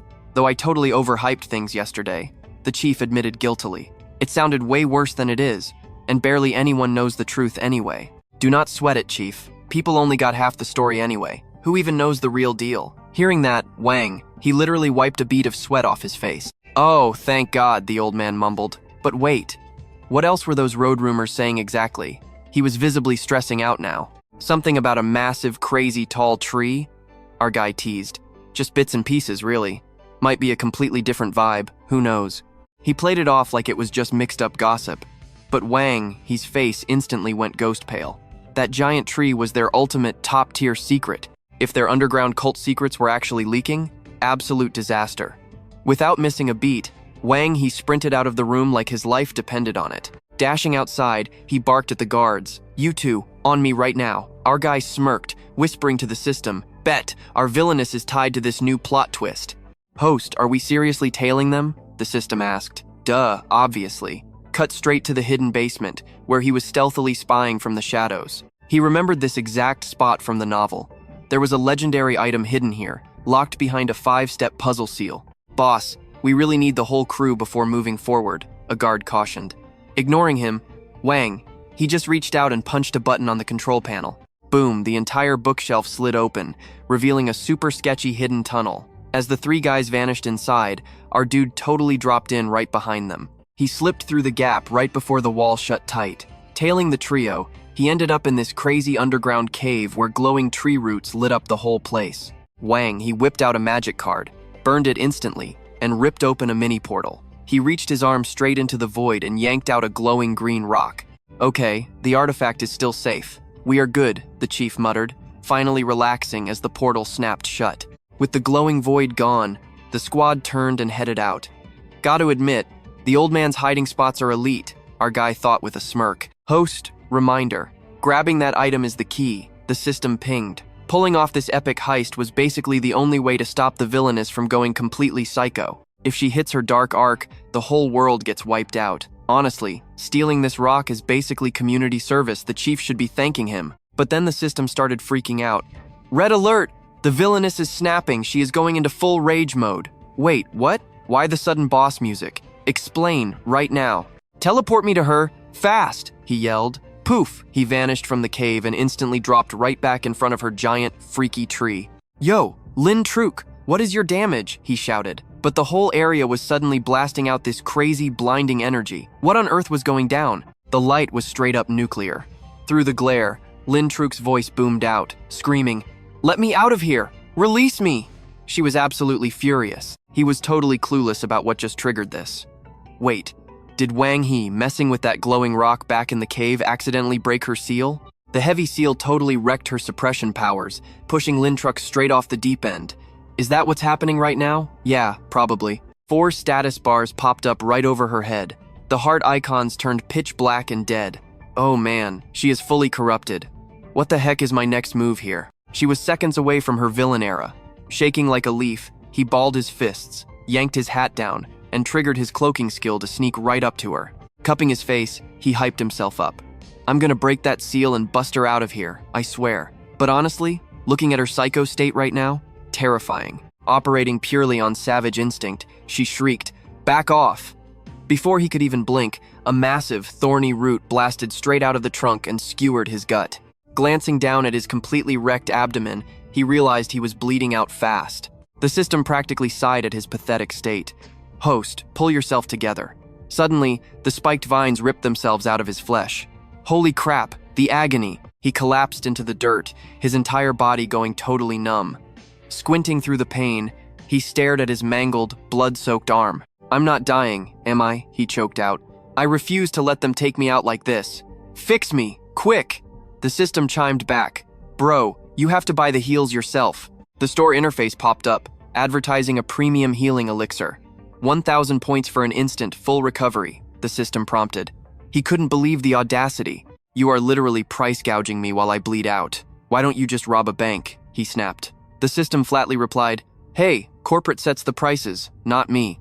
Coughing up blood, he painfully jabbed his finger at the glowing holographic screen.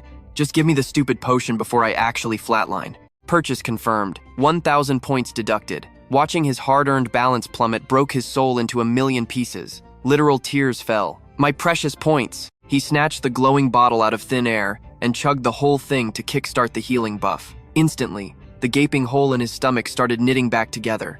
Once the flesh completely sealed up, he checked back on Lin Truk. Her vibe was absolutely chaotic right now. She was on an absolute rampage, slicing up anything that dared step into her aggro zone. "What's the play here?" he asked. The system warned. Her villain arc is progressing rapidly. If we don't snap her out of it, she hits maximum corruption in exactly 1 hour. Panicking, he asked the system, "Wait, isn't she an absolute simp for hot guys?" Yeah? She is extremely obsessed with pretty boys, the system replied. "But host, you are the main character here. What are you planning?" He smirked. In the original plot, remember how she reacted the very first time she laid eyes on Thien Due? Total love at first sight.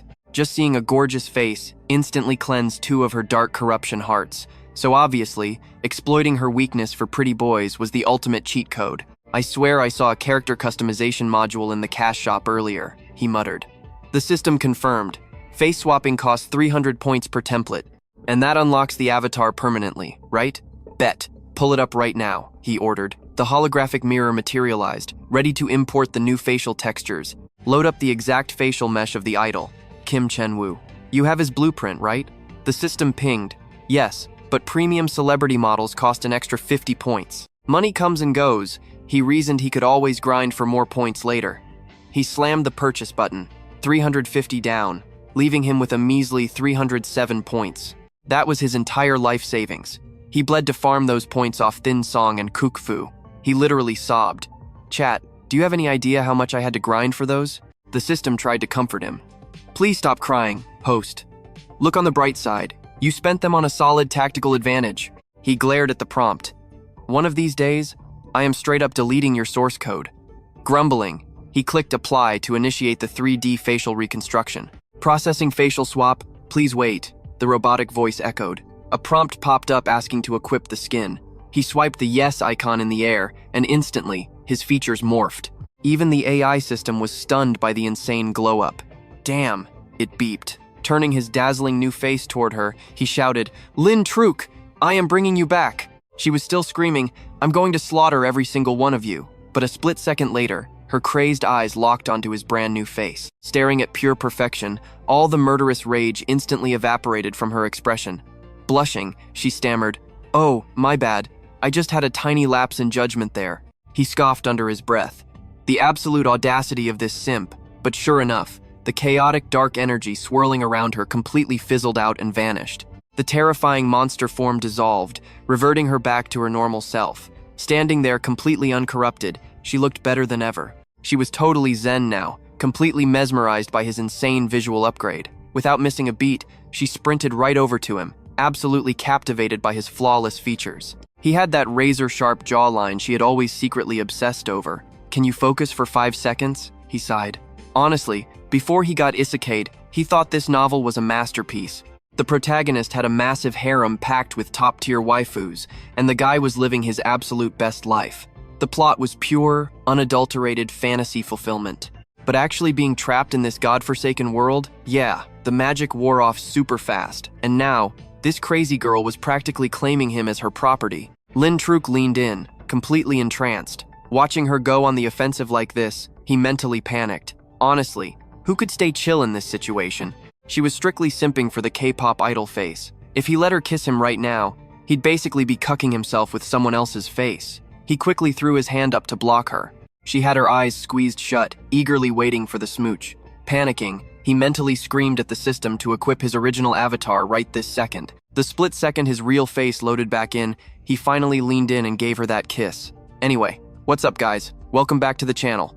If you're binging this series and keep losing track of the older episodes, don't worry, I got you covered. Just scroll down slightly below this video to check out the layout.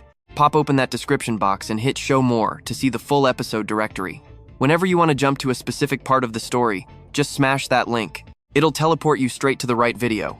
If you're all caught up and looking for the newest drop, make sure to check the master playlist I've pinned right there. That playlist has everything you need. If you guys love the content, support the channel by donating a boba tea to keep me motivated. Dropping a new vid for you guys soon. Thanks for the love.